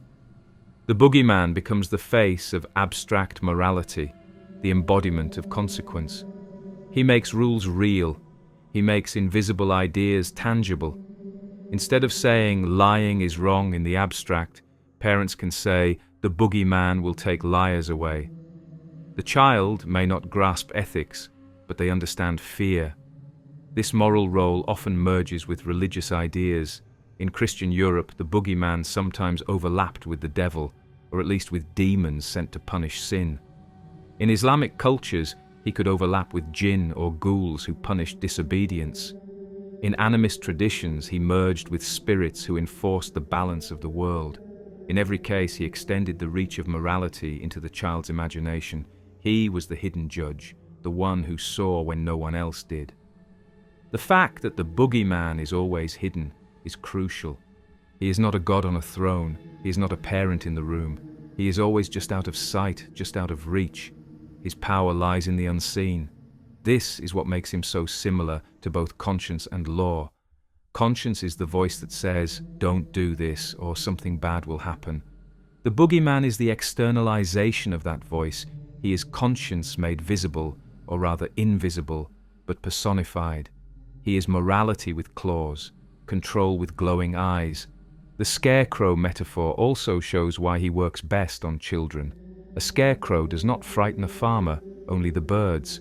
The boogeyman does not frighten adults in the same way. They know the rules, they understand danger, they live within the system.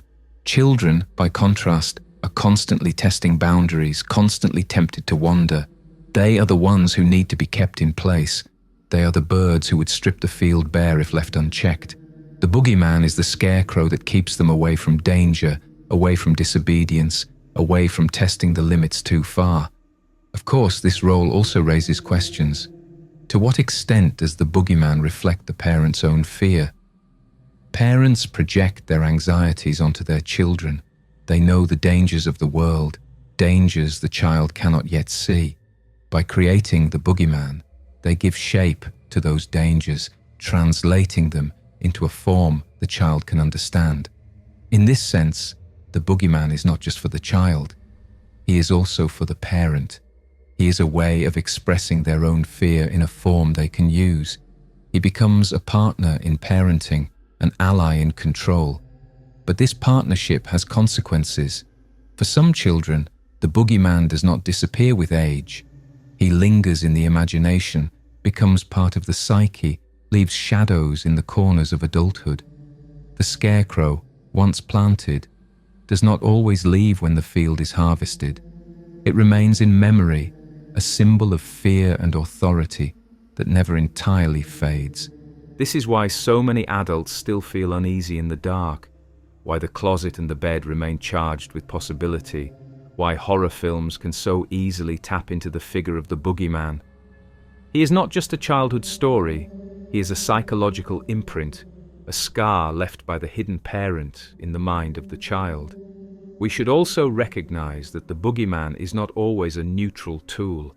He can be used gently as a soft warning, but he can also be used harshly as a weapon of control. Some parents lean on him heavily, using him to silence every cry, to crush every act of defiance. In those cases, the boogeyman becomes less of a scarecrow and more of a tyrant, a ghostly overseer who enforces not just safety, but submission. This darker side shows how easily a cultural tool can become oppressive. The boogeyman reflects not only the needs of the child, but the temperament of the parent. In a nurturing home, he is a mild threat. In a harsh one, he is terror itself. Yet even in his harshest forms, he retains the same essence. He is the hidden parent. He is the extension of authority into the dark. He is the reminder that someone is always watching, even when no one is in the room. This is what makes him so effective and so enduring.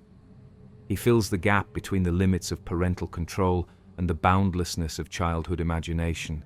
He is the scarecrow of the household, always there, always waiting, always silent. And because he is tied so closely to authority, he is also tied to society itself. The family is the first institution a child encounters, but it is not the last. As the child grows, the boogeyman morphs into other forms of authority: the teacher, the law, the conscience. He is the first face of discipline, but not the last. In this way, he is not just a tool of parenting, but a reflection of culture. He teaches children not just to obey their parents, but to obey rules in general. He is the training ground for morality, the rehearsal for authority, the first introduction to the invisible forces that govern life. Seen in this light, the boogeyman is not just folklore.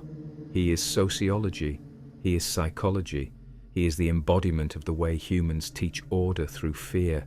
He is the link between the household and the larger world, between the whisper in the night and the laws of the land. He is the hidden parent, the scarecrow of childhood, the invisible judge who ensures that rules are obeyed even when no one is there to enforce them. And yet, for all his authority, the boogeyman is not immune to transformation. As society changes, so does he. He adapts to new fears, new forms of discipline, new ideas of morality. Sometimes he fades into the background, only to reappear when the shadows lengthen again. To understand why he persists, we must look beyond authority and control to the psychology of fear itself. Because at his core, the boogeyman is not just a parent's tool. He is a reflection of the human need for monsters, the deep-seated impulse to give shape to the shadows. The boogeyman may look like a story told by parents to frighten children, but underneath, he is much more than that. He is the visible surface of something deeper, the psychological engine of human fear itself. To understand why he has appeared in every culture and survived every era, we must step inside the mind and ask a difficult question. Why do we invent monsters at all? Why do humans, unlike any other species, fill the dark with faces, names, and stories? The answer is not just that we fear the unknown. It is that we need the unknown to have a face. The boogeyman exists because fear without a shape is unbearable.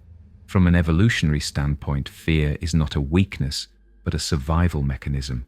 The earliest humans who survived were not the fearless ones. They were the ones who saw a shadow in the bushes and assumed it was a predator. They were the ones who jumped at noises in the dark, who imagined eyes watching them from the forest, who erred on the side of caution. Fear kept them alive, but fear also needed a form.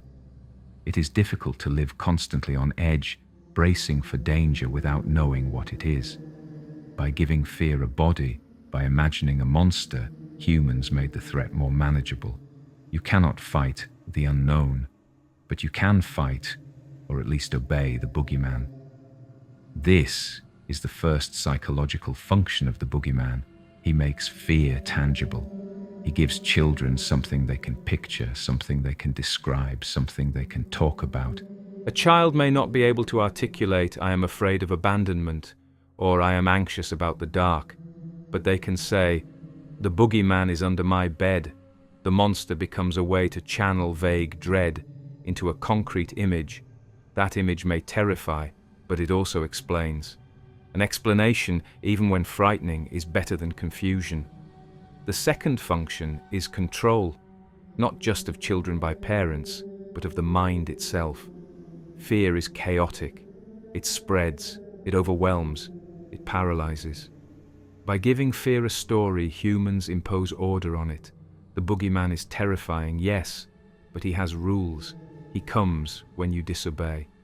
He hides in specific places, under the bed, in the closet, behind the curtain.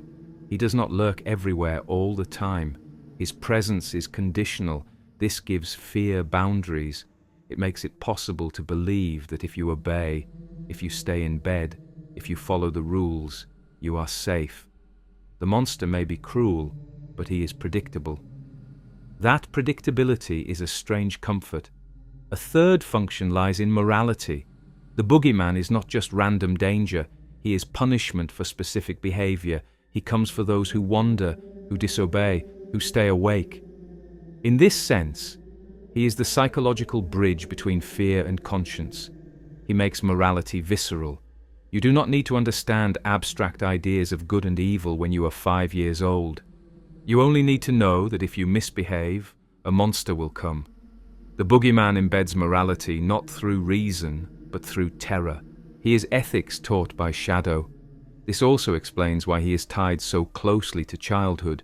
Children are the ones who live most vividly in the realm of imagination. They are the ones who most need fear translated into story. For them, the boogeyman is not metaphor. He is real. Their minds conjure him in the corner of the room, beneath the bed, in the crack of the closet door. They supply the details their parents do not. Their own psychology collaborates with folklore to make him live. That is why he is so enduring. He is not only given to children from the outside, he is generated from within, born from the natural tendencies of the developing mind. Modern psychology gives us another perspective: projection. Human beings have always struggled with parts of themselves they do not want to acknowledge: anger, cruelty, aggression. We project these onto monsters, putting them outside ourselves where we can see them, name them, and fear them safely. The boogeyman may represent not only external threats but internal ones, the parts of the self a child cannot yet understand. He becomes the container for their own impulses, their own disobedience, their own shadow side. By imagining him as a separate being, children externalize their own chaos, placing it outside themselves so they can fear it rather than be consumed by it. Carl Jung, the Swiss psychologist, called this the shadow archetype, the hidden parts of the psyche we repress or deny. For Jung, every culture invents figures to embody the shadow: dark gods, demons, monsters. The boogeyman fits this perfectly. He is not just the shadow in the room. He is the shadow of the self. He carries the impulses children cannot explain, the fears they cannot confront, the parts of life too overwhelming to understand. By giving these impulses a face, culture allows children to live with them, even if only through fear. There is also the simple fact that humans seem to crave stories of monsters. We tell them not only to frighten, but to entertain, to test ourselves, to feel the thrill of fear in a safe environment. Children huddled around a fire listening to a parent whisper of the babao or the coco are not only being disciplined, they are also experiencing their first taste of narrative fear, their first ritualized confrontation with the unknown. The boogeyman is both punishment and entertainment, both warning and story. This dual role ensures his survival. Even if parents stopped using him to discipline, children themselves might keep him alive, whispering stories to each other, daring each other to look under the bed, testing the thrill of fear. But perhaps the most important psychological role of the boogeyman is preparation. Childhood is a rehearsal for adulthood. The dangers of life, violence, death, loss will eventually come. The boogeyman is the first way children learn to live with danger. He is exaggerated, yes, but he introduces the idea that the world is not safe, that rules matter, that actions have consequences. In this way, he is training. He is not just a threat. He is a practice run for the real fears that adulthood will bring. If this sounds cruel, it is worth remembering that fear itself is never pleasant, but it is necessary. The boogeyman may traumatize some, but he also equips others with resilience. He teaches them that fear can be endured, that darkness can be survived, that rules exist for reasons. He is, paradoxically, both a tormentor and a teacher. His lessons are not kind, but they are effective. This is why even in modern psychology, the figure of the boogeyman remains relevant. Therapists studying childhood fear often find that children describe their anxieties in terms of monsters, creatures in closets, under beds, outside windows. These are not random inventions. They are expressions of universal fears translated into images. The boogeyman remains the most recognizable of these images, the cultural shorthand for childhood dread. He endures not because parents keep invoking him, but because children keep reinventing him. Adults, too, are not immune. Even when we laugh at the idea of the boogeyman, we still carry his imprint. We still feel unease in dark hallways, in empty houses at night, in forests where the shadows are deep. We may no longer imagine him by name, but the sensation is the same.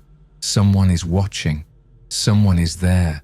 He is not only the psychology of children, he is the psychology of humanity. In the end, the boogeyman reveals that monsters are not external accidents of folklore. They are internal necessities of the mind. We invent them because we need them.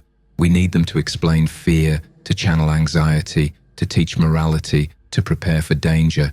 The boogeyman is not a parasite on the human mind. He is one of its oldest creations, a reflection of how we survive by giving fear a face. And once fear has a face, it can take on history. It can merge with reality. It can step out of folklore and into the world, sometimes through stories of criminals and killers who blur the line between myth and man. Because while the boogeyman may be born in imagination, history has shown us that sometimes he becomes flesh, and when that happens, the fear takes on a new dimension altogether. For most of history, the boogeyman lived in the imagination. He was a name, a whisper, a threat, a shadow that stayed just out of sight.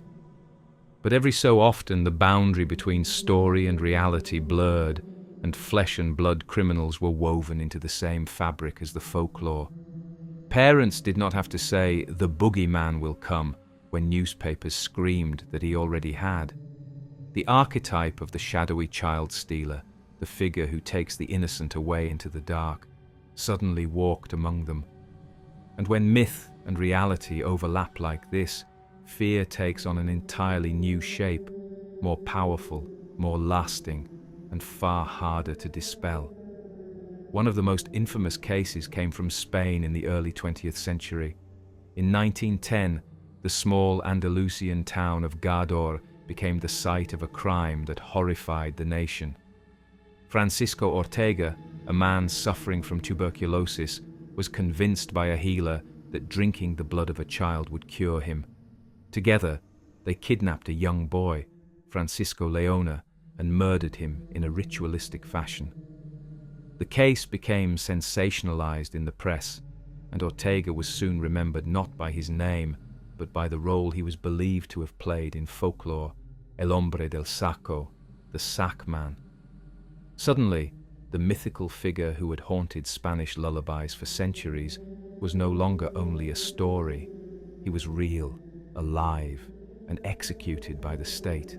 Parents who once used the sack man as a threat now had proof to point to. He exists, they could say, and he kills.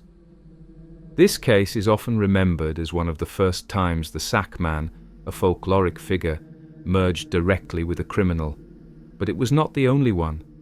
In Romania, in the late 19th and early 20th centuries, stories of Baba Cloanța, a witch-like figure who ate children, became associated with real disappearances. In Germany, the Schwarze Mann, once just a shadowy figure used in nursery rhymes, was invoked when children vanished in urban centres, kidnapped or killed by predators. Folklore and reality reinforced each other.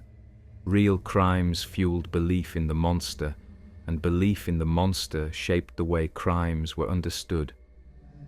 The most infamous case in the English-speaking world came in the late 19th century, when children in London whispered that spring-heeled Jack lurked in the shadows. Jack was not exactly a boogeyman in the traditional sense, but his role was similar. Reports described him as a figure with glowing eyes, clawed hands, and the ability to leap across rooftops. Whether he was real or simply a mass hallucination born of rumor and panic is still debated, but what matters is how he functioned. He became the bogey of Victorian London, the shadow in the alleyway, the reason children hurried home after dark. His legend shows how quickly folklore can attach itself to the fears of the moment, and how easily society can invent a monster when conditions are ripe. Then there are the cases where the boogeyman was not invented after the fact, but embraced by the criminals themselves. In the United States, the murderer Albert Fish, who kidnapped, tortured, and killed children in the early 20th century, was sometimes described by the press as the boogeyman. Fish himself played into this, writing letters to victims' families filled with grotesque detail, enjoying the role of the shadowy figure who preyed on the innocent. The horror of Fish's crimes was magnified by the fact that he seemed to step directly into the role of the folkloric monster, embodying what parents had whispered about for generations. He was not faceless, he was all too real. And yet, because his crimes mirrored the archetype so perfectly, the public gave him the same name, the boogeyman. This blending of folklore and crime is not accidental. Real predators often resemble the archetypes because they exploit the same vulnerabilities. Children, the dark, the trust of parents. The boogeyman was always a figure who stole children, carried them away, devoured them. Criminals who did the same seemed like proof that the stories were true. And so, the myths gained new strength, fed by real horror. It is not only murderers who have been cast in this role. Sometimes entire groups have been described as boogeymen in the cultural imagination. In times of war, invading armies were described in folklore as monsters who stole children. In times of famine, rumors spread of cannibals lurking in villages, taking the weak. During the 20th century, authoritarian regimes sometimes used the boogeyman motif to describe their enemies. In Haiti, the secret police of François Duvalier were called the Tonton Macoute, the name of a folkloric boogeyman who carried children in a sack. The terror was no longer imaginary. Men in dark glasses and machetes roamed the streets, and their very name tied them to the childhood fear of the sack carrier. But perhaps the strangest part of this history is how often the boogeyman became a scapegoat for crimes that had no explanation. When children went missing, it was easier to say, the boogeyman took them. than to admit to human cruelty or misfortune. In medieval Europe, unexplained deaths of children were sometimes attributed to witches or to shadowy figures who crept through the night. These explanations gave shape to grief, even if they misdirected it. The boogeyman became not only a threat, but also a comfort, a way of making sense of tragedy, of giving loss a story rather than leaving it as meaningless chaos. This is the folly of the boogeyman. He explains, but he also misleads. He comforts, but he also distorts. When the sackman became real in Spain, when Albert Fish was called the boogeyman, when the Tonton Macoute wore the mask of folklore, the figure was confirmed in the public imagination. But at the same time, it distracted from the deeper truth that the real danger was not supernatural, it was human. The boogeyman is useful as a symbol, but dangerous as a diagnosis. Believing in him can blind us to the fact that real evil walks in ordinary clothes with ordinary faces in broad daylight. And yet, we keep using him. The press still calls child murderers boogeymen. Headlines still invoke his name when crimes are particularly horrific. Parents still whisper, "Don't talk to strangers," or "the boogeyman will get you." The myth persists because it is easier to believe in a single monster than to face the banality of real human cruelty. The boogeyman is terrifying, but he is also simple. He gives fear a shape, a mask, a story. Reality is messier. The boogeyman is easier to live with than the truth. This is why he continues to haunt not just folklore, but popular imagination. He slips into urban legends, into crime reporting, into the way we talk about danger. He is the headline that sells papers, the whisper that lingers after dark, the symbol that makes sense of the senseless. He is not only a product of folklore, but of fear itself. And as long as crimes are committed that resemble his story will remain.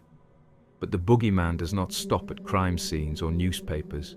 His territory extends into the most intimate of spaces, the modern bedroom, where children still imagine him in the closet, still hear him under the bed, still believe that he waits in the dark.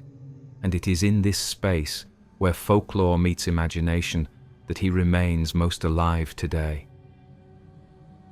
The boogeyman has wandered through forests, haunted rooftops, carried sacks through village streets, and pressed down on the chests of sleepers. But if there is one place where he has found his most permanent residence in the modern world, it is the bedroom.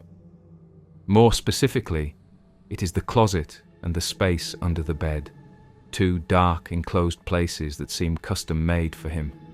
Ask almost any child today where the boogeyman lives, and they will not point to the woods or the barn. They will point to the closet door or the hollow beneath their mattress. Somewhere in that darkness, they believe, he waits. This is not just a cultural accident. It is the natural evolution of folklore into domestic life. In earlier centuries, danger lurked outside. Wolves, thieves, witches. Children were warned not to wander beyond the safety of home. But in modern households, especially in urban environments, children rarely face wild predators or open wilderness. The home itself is the boundary, the place of safety. Yet safety is never complete, and fear has to find a space to inhabit. The closet and the bed provide exactly that.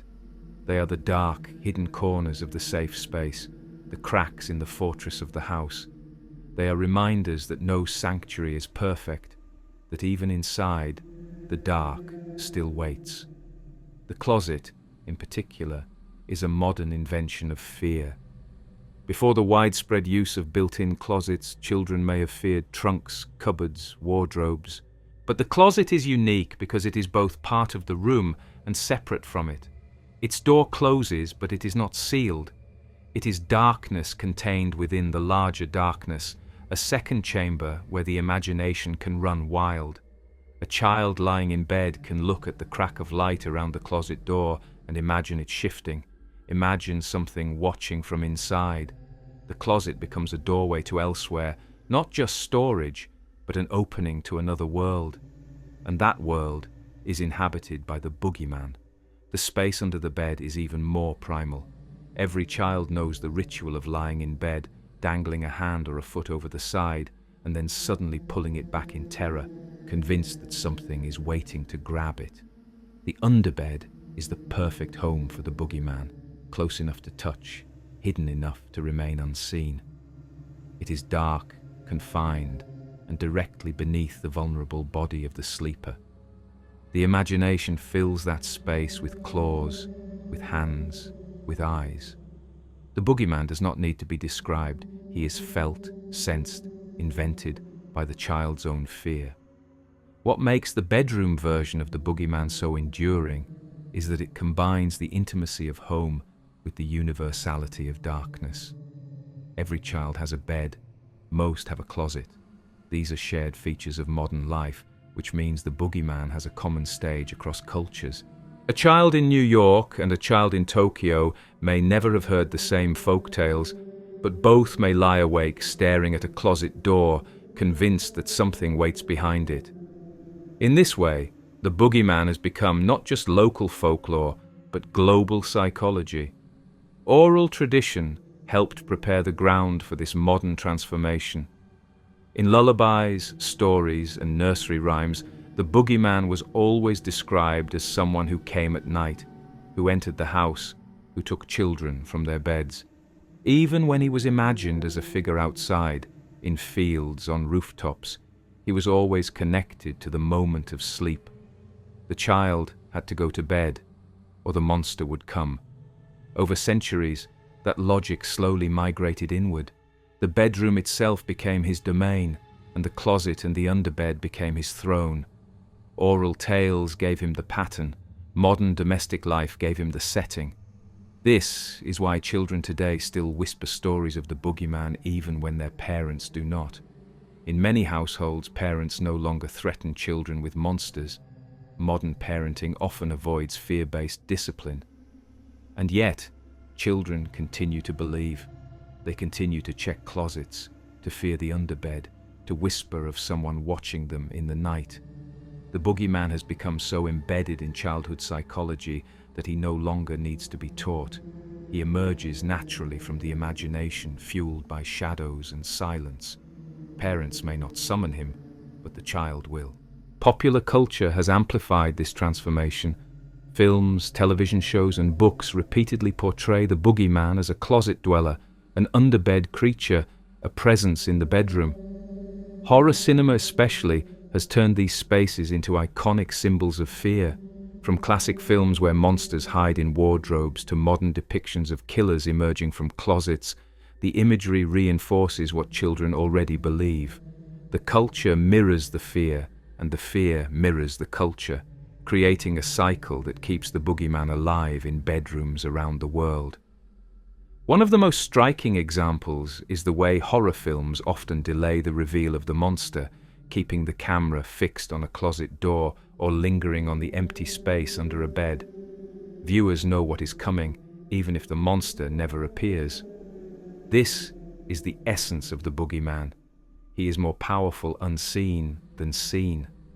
The empty closet is scarier than the one with a visible intruder.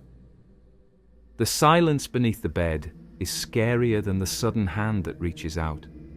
Children understand this instinctively, and modern culture has learned to exploit it. Psychologists note that the fear of the bedroom is not irrational, it reflects real vulnerabilities. Sleep is a state of surrender when the body is at its weakest. The bedroom is supposed to be safe, but safety is never absolute. The possibility of intrusion, whether by an intruder, a parent, or an imagined monster, haunts the mind. The closet and the underbed are natural containers for that fear. They are liminal spaces, half part of the home, half apart from it. They are boundaries, thresholds, unknown interiors. The boogeyman thrives at boundaries, and the bedroom provides the most intimate ones. There is also a symbolic dimension. The closet often represents secrets, things hidden away, aspects of life not meant to be seen. The underbed represents neglect, dust, forgotten toys, the things we push out of sight. These spaces already carry symbolic weight, and filling them with monsters is almost inevitable. Children intuit this without being told. They sense that closets are for hiding things, that the underbed is a place of abandonment. It takes little imagination to populate those spaces with something waiting to pounce. What is remarkable is how universal this has become. Across cultures, children describe the same fears. Some call it the boogeyman. Others give it different names. But the setting is the same: the closet, the bed, the night. This suggests that the boogeyman has moved beyond folklore into a kind of global archetype. He no longer depends on specific names like Babao, Coco, or Butsuman. He lives in the structure of the bedroom itself. As long as children sleep in dark rooms with closed doors and hidden spaces, he will always be there. Adults, too, sometimes feel his presence. Many people confess to feeling uneasy walking past open closets at night, or to checking under their beds before sleeping alone in a new place. These habits are not rational, but they reveal how deeply ingrained the boogeyman has become. He lingers in adulthood not as a belief, but as a reflex. The child's fear never fully leaves. It becomes the adult's unease, the sense that the dark is never fully empty. The boogeyman's migration into the bedroom also shows how adaptable he is. He no longer needs forests, sacks, or barns. He does not need wolves outside or witches in the woods. He needs only a door that opens into darkness or a hollow space that cannot be seen. These are eternal. They exist in every home, every time. By attaching himself to them, the boogeyman has ensured his immortality. And so, the story that began with whispers by the fire in ancient huts now continues in modern bedrooms lit by night lights and glowing screens. The form has changed, but the fear has not. The boogeyman still waits where the child feels most vulnerable, still punishes disobedience, still embodies the unknown. He has simply moved from oral tales told by parents to silent fears conjured by children themselves, reinforced by the culture around them. But the bedroom is not the end of his evolution. It is only one stage in a larger story. Because the boogeyman's true power lies not only in closets and underbeds, but in silence itself. The silence of night, the silence of the mind, the unbearable emptiness into which he steps. And to understand that silence is to understand the horror of how the boogeyman takes shape from nothing at all. If the boogeyman has a birthplace, it is not the sack, the forest, or even the closet. It is silence itself. More than anything else, silence is the soil in which he grows, the condition that allows him to take form. Parents whisper his name, but once the whisper ends, silence takes over. The child lies awake, listening to nothing, and it is in that nothing that the boogeyman appears. Darkness hides his body, but silence supplies his breath. He is the noise that does not come, the absence that feels too heavy to be empty. Silence in the night is rarely complete. The human ear, trained through evolution to catch the faintest sound of danger, fills the void with meaning. Every creak becomes a step. Every rustle becomes movement. The ticking of pipes, the groaning of wood, the settling of walls, all of them feel alive when heard in silence. The boogeyman does not need to move. He is conjured by the act of listening itself. The more the child strains to hear, the more convinced they become that something is there. And the silence, paradoxically, grows louder. Darkness deepens this effect. Vision is our dominant sense, and when it is stripped away, imagination takes over. In silence and darkness together, the mind does not rest. It invents, it projects, it gives form to what it cannot see. This is why so many encounters with the boogeyman are not visual, but auditory and emotional. A child may not see him clearly, but they feel his presence. They hear his footsteps. They sense his weight. The silence is not empty. It is full, crowded, oppressive. Out of that fullness, the boogeyman emerges. Folklore reflects this perfectly. Many stories do not bother to describe the boogeyman in detail. They simply say, he comes in the night when all is still. The vagueness is not laziness, it is accuracy. The boogeyman is not seen. He is sensed. He is not a figure with horns or claws, but a presence that fills the gaps left by silence. He is the embodiment of the feeling that the quiet is too quiet, that the dark is too dark, that the room is not empty after all. The psychology of this is well documented. Humans are pattern-seeking creatures. Faced with randomness, we invent order. Faced with silence, we invent sound. Faced with darkness, we invent shape. This is not a flaw but a survival trait. Better to imagine a predator and be wrong than to ignore silence and be right. The boogeyman is not a mistake of the mind. He is the natural result of it working too well. He is the cost of being wired for survival in a world where the real predators are gone, but the instincts remain. Children, again, are most vulnerable to this process. Their brains are not yet trained to dismiss silence. Their imaginations are fertile, restless, eager to fill gaps. A closet door slightly open, a hallway stretching into shadow, the absence of noise from the house. All of these become unbearable. The child cannot tolerate emptiness, so they fill it. And what they fill it with is the boogeyman. He is not a stranger imposed from outside, but a shape born from the silence itself. This explains why his descriptions are so inconsistent. In some places he is a faceless shadow, in others a hairy beast, in others still a gaunt man with glowing eyes. These variations are not contradictions, they are reflections of the same process. Each imagination fills the silence differently, using its own fears as material. The boogeyman has no fixed form because he does not need one. He is whatever the silence allows. His power lies in ambiguity. Cultural examples abound. In Spain, the Coco waits silently on rooftops. He does not announce himself. He watches. In Russia, the babai sits quietly in the corner of the room saying nothing. In Germany, the Schwarze man hides in silence until the child misbehaves. In all these cases, the emphasis is not on action, but on waiting.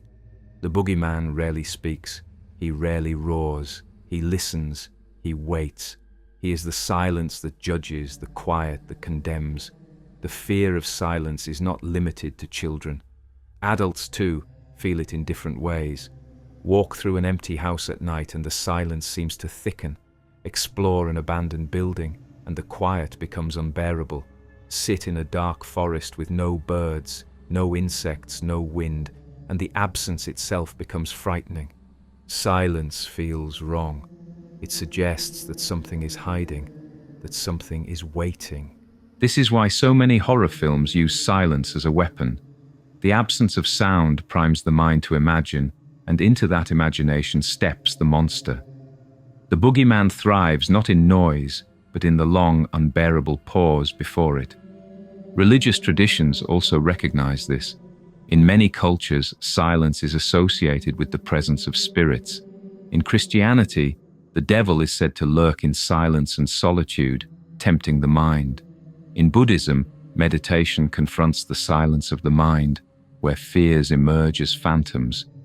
In animist traditions, silence in the forest was often interpreted as a sign that predators were near. Across the world, silence is never neutral. It is a signal, a warning, a prelude to something unseen. The boogeyman is that unseen thing, given form. It is worth noting that silence is not always frightening. In some contexts, it is peaceful, sacred, even healing. But in the context of childhood, bedtime and darkness, it easily turns oppressive. The difference lies in choice. Adults who seek silence find comfort in it.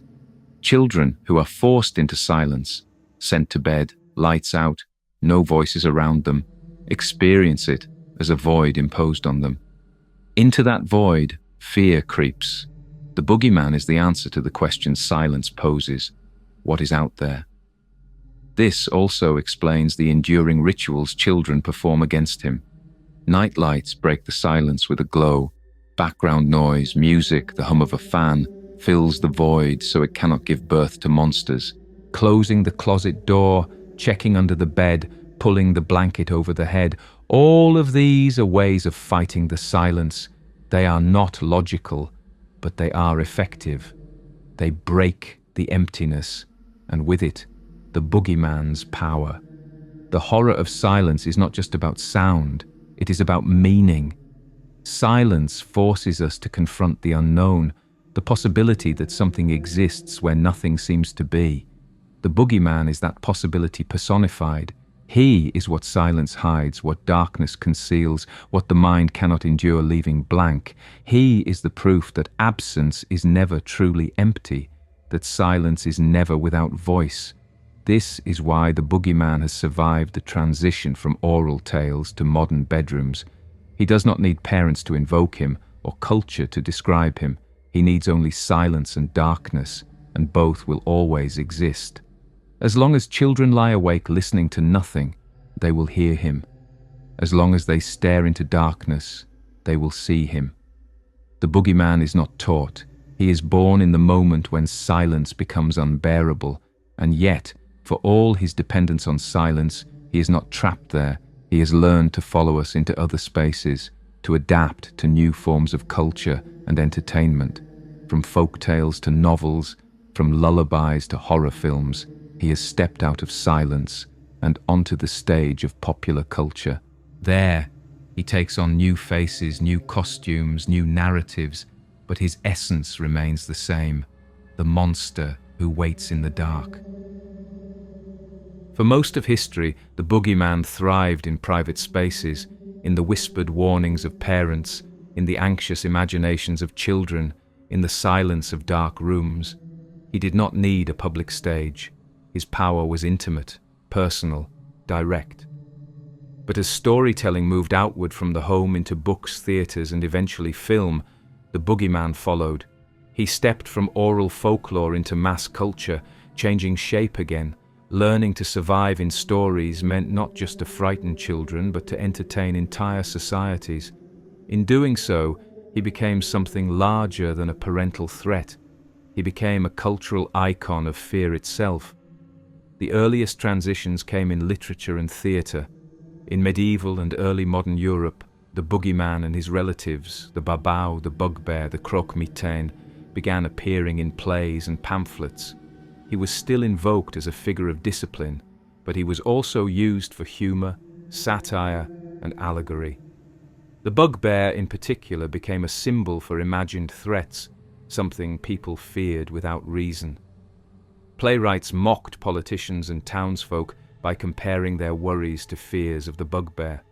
What began as a shadow under children's beds thus became a metaphor for adult anxieties as well. In literature, the boogeyman slowly grew teeth. Gothic novels of the 18th and 19th centuries thrived on shadows, monsters, and the unknown. Writers like Washington Irving and Nathaniel Hawthorne described ghostly figures and dark watchers that echoed the same archetype. Charles Dickens used bogey as shorthand for irrational fear in The Old Curiosity Shop. Even when he was not directly named, the figure haunted the atmosphere of Gothic fiction. The faceless intruder, the shadowy threat, the watcher in the night. The boogeyman fit perfectly into the era's fascination with darkness and dread. But it was with the rise of mass media in the 20th century that the boogeyman truly escaped the nursery.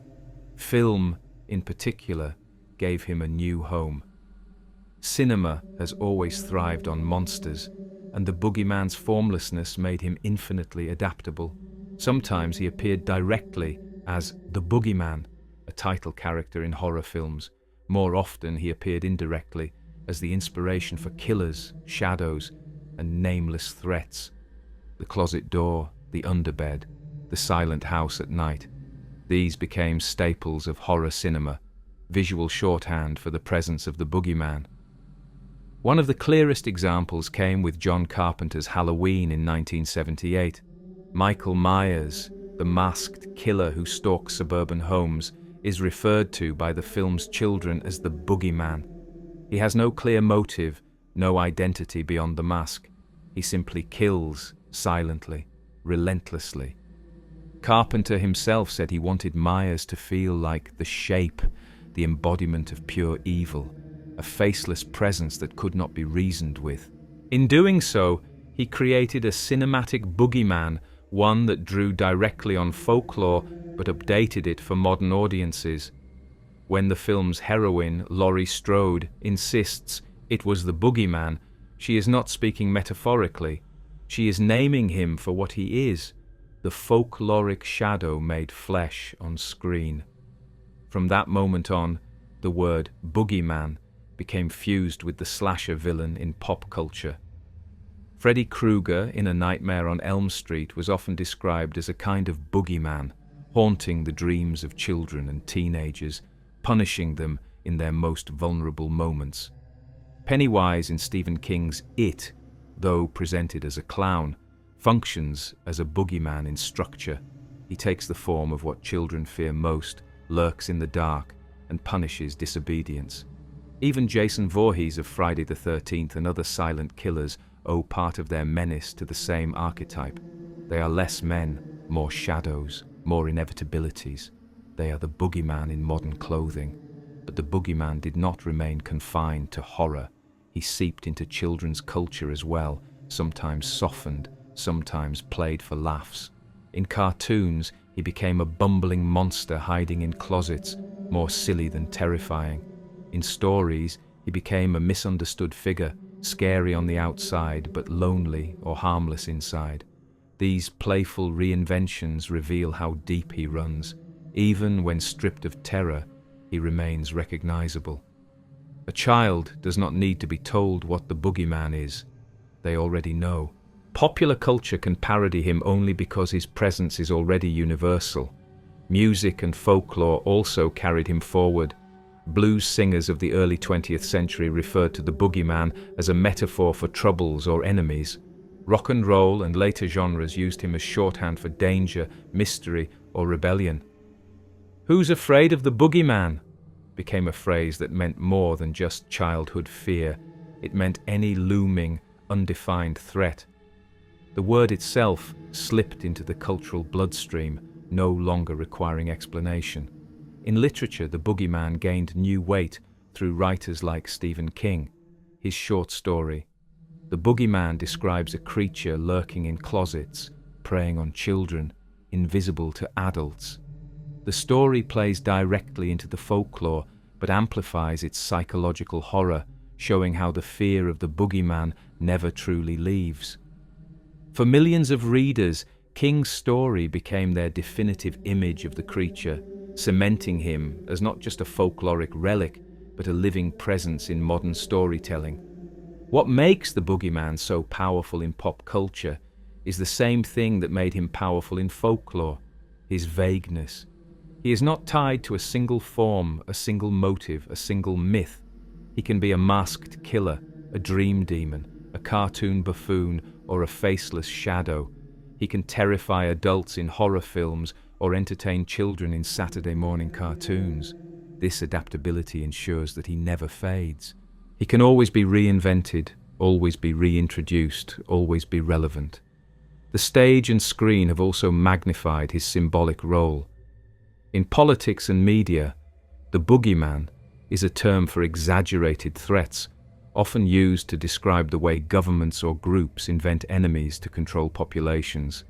The same figure who frightened children into staying in bed now frightens citizens into obedience. The metaphor works because everyone knows it. The boogeyman as symbol is universal, and it carries as much power in headlines as it does in bedtime stories. Yet, despite all these adaptations, the essence remains the same. Whether in folklore, horror films, or politics, the boogeyman is always the shadow of fear itself. He is always the watcher in the dark, the one who punishes disobedience, the one who embodies the unknown. His costumes change, but his role does not. And as pop culture continues to reinvent him, it also reveals the deeper truth. The boogeyman is not just a character. He is an archetype. He represents fear itself, the same fear that once kept children silent in their beds and now keeps audiences gripping their seats in darkened theaters. The transition from folklore to pop culture is not a departure. It is a continuation, another stage in the same story. The next step is to strip away the costumes, the masks, the cinematic layers, and see the core archetype underneath. To ask what the boogeyman really represents when we step back from his names and his disguises. And in that core, we find something older and more powerful than folklore or film, the embodiment of death, disorder, and the unknown itself. The boogeyman has worn many masks: trickster, torturer, sackman, shadow, witch, devil, killer. He is hidden in closets, lurked under beds, sat on chests, and walked in alleys. But behind all of these disguises, he is something more fundamental. He is not just a monster of folklore, he is an archetype, one of those primal figures that exist in every culture because they represent something larger than story. Archetypes are not characters, they are patterns, shapes of meaning, recurring across time because they reflect what it means to be human. And the boogeyman, in his truest form, is the archetype of fear itself. Fear of death, fear of disorder, fear of the unknown. Let us start with death. At the root of nearly every version of the boogeyman is the threat of disappearance. He does not just frighten, he takes. He carries children away in sacks, devours them whole, drags them under beds or into forests. In every case, the message is the same. Step out of line, and you will be erased. This is nothing less than a child's first encounter with mortality. Children may not yet have the vocabulary to understand death, but they understand loss, absence, the sudden vanishing of people and pets. The boogeyman embodies that absence in a form they can picture. He is death scaled to the size of childhood, a faceless man in the dark, a shadow at the end of the bed, a figure who comes and takes you away. This is why he persists even when wolves no longer circle villages and rivers are fenced off. Death itself never leaves. Every generation confronts it anew, and every generation finds ways to explain it to its children. The boogeyman survives because he embodies the one fear that never disappears. But he is not only death, he is also disorder. Human beings crave order. We build houses, laws, routines, rituals. We believe in cause and effect, in reason, in justice. Disorder terrifies us because it reveals that the world is not always predictable. Storms strike without warning. Illness kills without logic. Violence erupts without cause. For adults, these truths are terrifying but manageable. For children, they are unbearable. The boogeyman embodies that disorder. He is the figure who punishes without fairness, who takes without warning, who hides without explanation. He represents the chaos just beyond the circle of firelight, the unpredictable force that can shatter safety in an instant. This is why he often has no fixed form. Order is form, disorder is shapeless. The boogeyman thrives in vagueness because vagueness itself is frightening. A wolf can be tracked, a thief can be caught, a witch can be named. But a faceless shadow, a formless presence, that is disorder itself, impossible to fight, impossible to predict. Children sense this intuitively. They do not fear only the monster they can see. They fear the possibility that there is something they cannot. The boogeyman is that possibility, disorder personified, and finally, he is the unknown. This is the deepest root of all. Human fear begins where knowledge ends. The unknown has always been the wellspring of monsters. The sea gave us leviathans, the forest gave us spirits, the sky gave us demons, the night gave us the boogeyman. He is not tied to any one danger because he is the embodiment of danger itself, the danger of what we do not and cannot know. When a child stares into the dark closet, the fear is not of what they see, but of what they cannot. The unknown is unbearable, and so the mind fills it. The boogeyman is the shape of that filling. Psychologists recognize this as the core of anxiety. Fear of the unknown is the foundation of all other fears. We may say we fear death, pain, or loss, but what truly terrifies us is not knowing when, how, or why they will come. The boogeyman embodies this uncertainty. He is the one who could be there, who might be waiting, who never needs to appear in order to terrify. His power lies in possibility. He is Schrödinger's monster, both present and absent until proven otherwise. The closet both is and is not empty. The underbed both is and is not occupied. The hallway both is and is not safe. The boogeyman thrives in that tension. Because he represents death, disorder, and the unknown, he functions as a universal archetype. He does not need a name to exist. Every culture independently creates him. Sometimes he is Coco, sometimes Babao, sometimes Babai, sometimes Butseman. Sometimes he is a witch, sometimes a demon, sometimes a shadow. The names and faces differ, but the pattern is the same. That is what makes him archetypal. He is not a character passed from one society to another. He is a shape that appears spontaneously because the human mind produces it wherever fear needs form. This is also why he is so persistent in popular culture. Horror films and novels may change his costume, but they do not change his essence. Michael Myers, Freddy Krueger, Pennywise, all are variations of the archetype. They embody death, they kill without mercy, disorder, their violence is unpredictable. And the unknown, they emerge from shadows, dreams, sewers. The audience recognizes them instinctively, even if they have never heard the old folklore. They are boogeymen because they fit the pattern. The archetype also explains why he can be both terrifying and laughable. Archetypes are flexible. They can be exaggerated into comedy or stripped back into horror. The boogeyman in cartoons may be silly, but he is still recognizable because he still embodies the unknown. He hides in closets, he leaps from shadows, he startles without warning. The context is playful, but the shape is the same. Even when children laugh, they are laughing at something they already fear. It is tempting to think of the boogeyman as outdated, a relic of a time when darkness was more dangerous. But the archetype shows us that he is not going anywhere. Death, disorder, and the unknown will never vanish. They are constants of human existence, and as long as they exist, the boogeyman will exist too, because he is the story we tell to live with them. He is the name we give to the shapeless. He is the face we paint on absence. He is the shadow we conjure so that fear has a target, so that we can whisper to children and to ourselves that the danger has a name. But naming is only part of the story. To truly understand the boogeyman, we must also understand why we still believe in him, even when we know better, even when we can explain away shadows and silence. The final step in his story is not about what he is, but about why he endures, why he still waits in the dark, why we keep the myth alive even in an age of reason.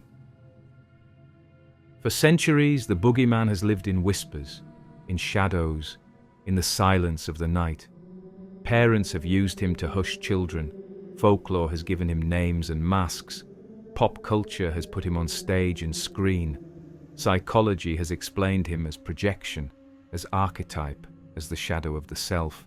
And yet, despite all of this, he remains alive. We may smile when we speak of him. We may insist that we have outgrown him. But when the lights go out and the house falls silent, the old unease returns. A door left open feels wrong. A closet slightly ajar becomes unbearable. The feeling that someone is watching creeps back. We know the stories, we know the science, but we still believe. Why? Part of the answer lies in childhood itself. The boogeyman is not only told to us, he is experienced. Every child has a night when they lie awake, staring at the dark, convinced that something is there. That experience does not vanish with age. It leaves a mark.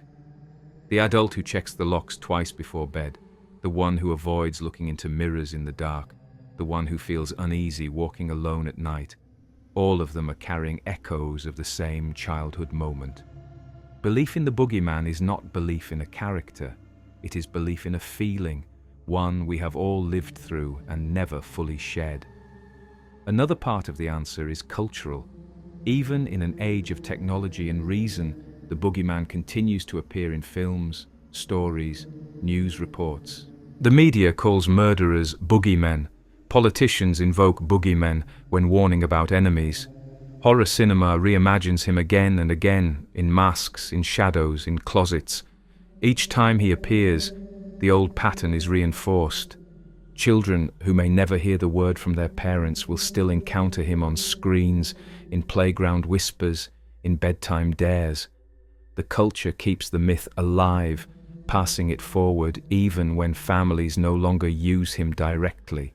But the deepest reason is psychological. The boogeyman is not an external myth imposed on us. He is an internal necessity of the mind. Fear demands a shape, and he provides it. Silence demands an answer, and he fills it. The unknown demands a name, and he offers one. We keep believing in him because the conditions that create him never disappear. Darkness still exists. Silence still unnerves. The unknown still frightens. The boogeyman is not a relic of a superstitious age. He is the natural product of the human condition. This is why attempts to kill him never succeed. Rational parents may avoid mentioning him. Psychologists may explain him away. Skeptics may dismiss him. And yet, in bedrooms around the world, children still whisper of something waiting in the dark. The archetype does not vanish because archetypes are not inventions. They are emergent properties of the mind, recurring again and again wherever the same conditions exist. You cannot erase the boogeyman any more than you can erase fear itself.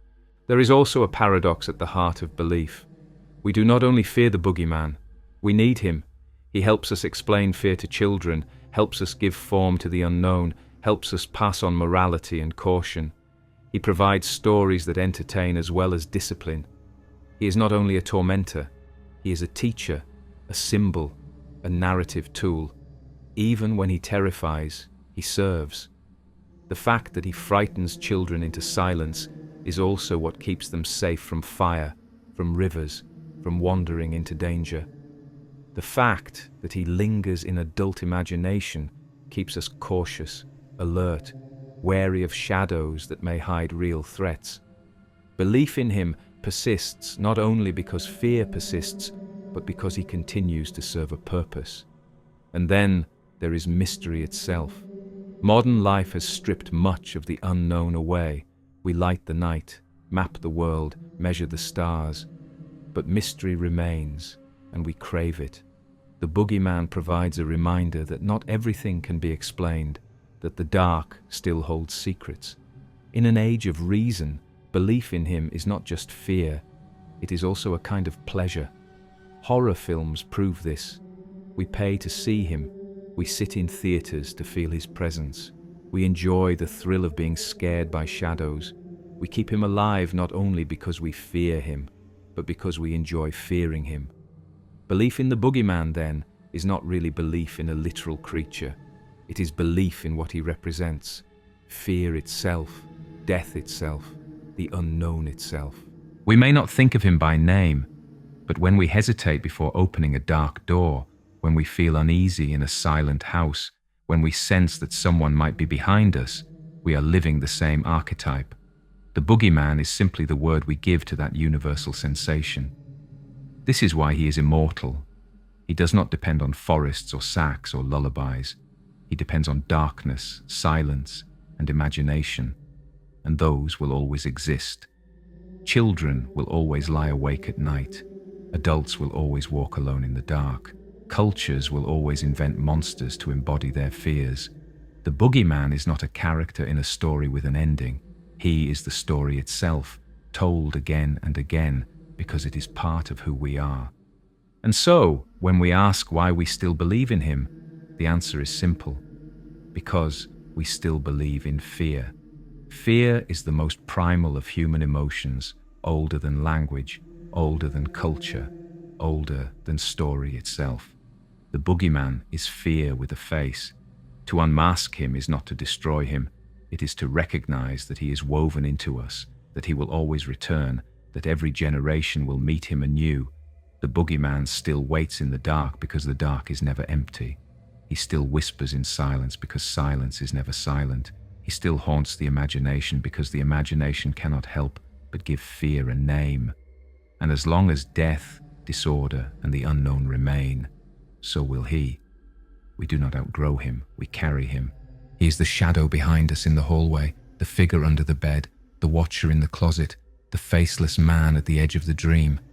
We call him the boogeyman, but in truth, he is something older, something we will never escape. He is the darkness itself, waiting for us to look away.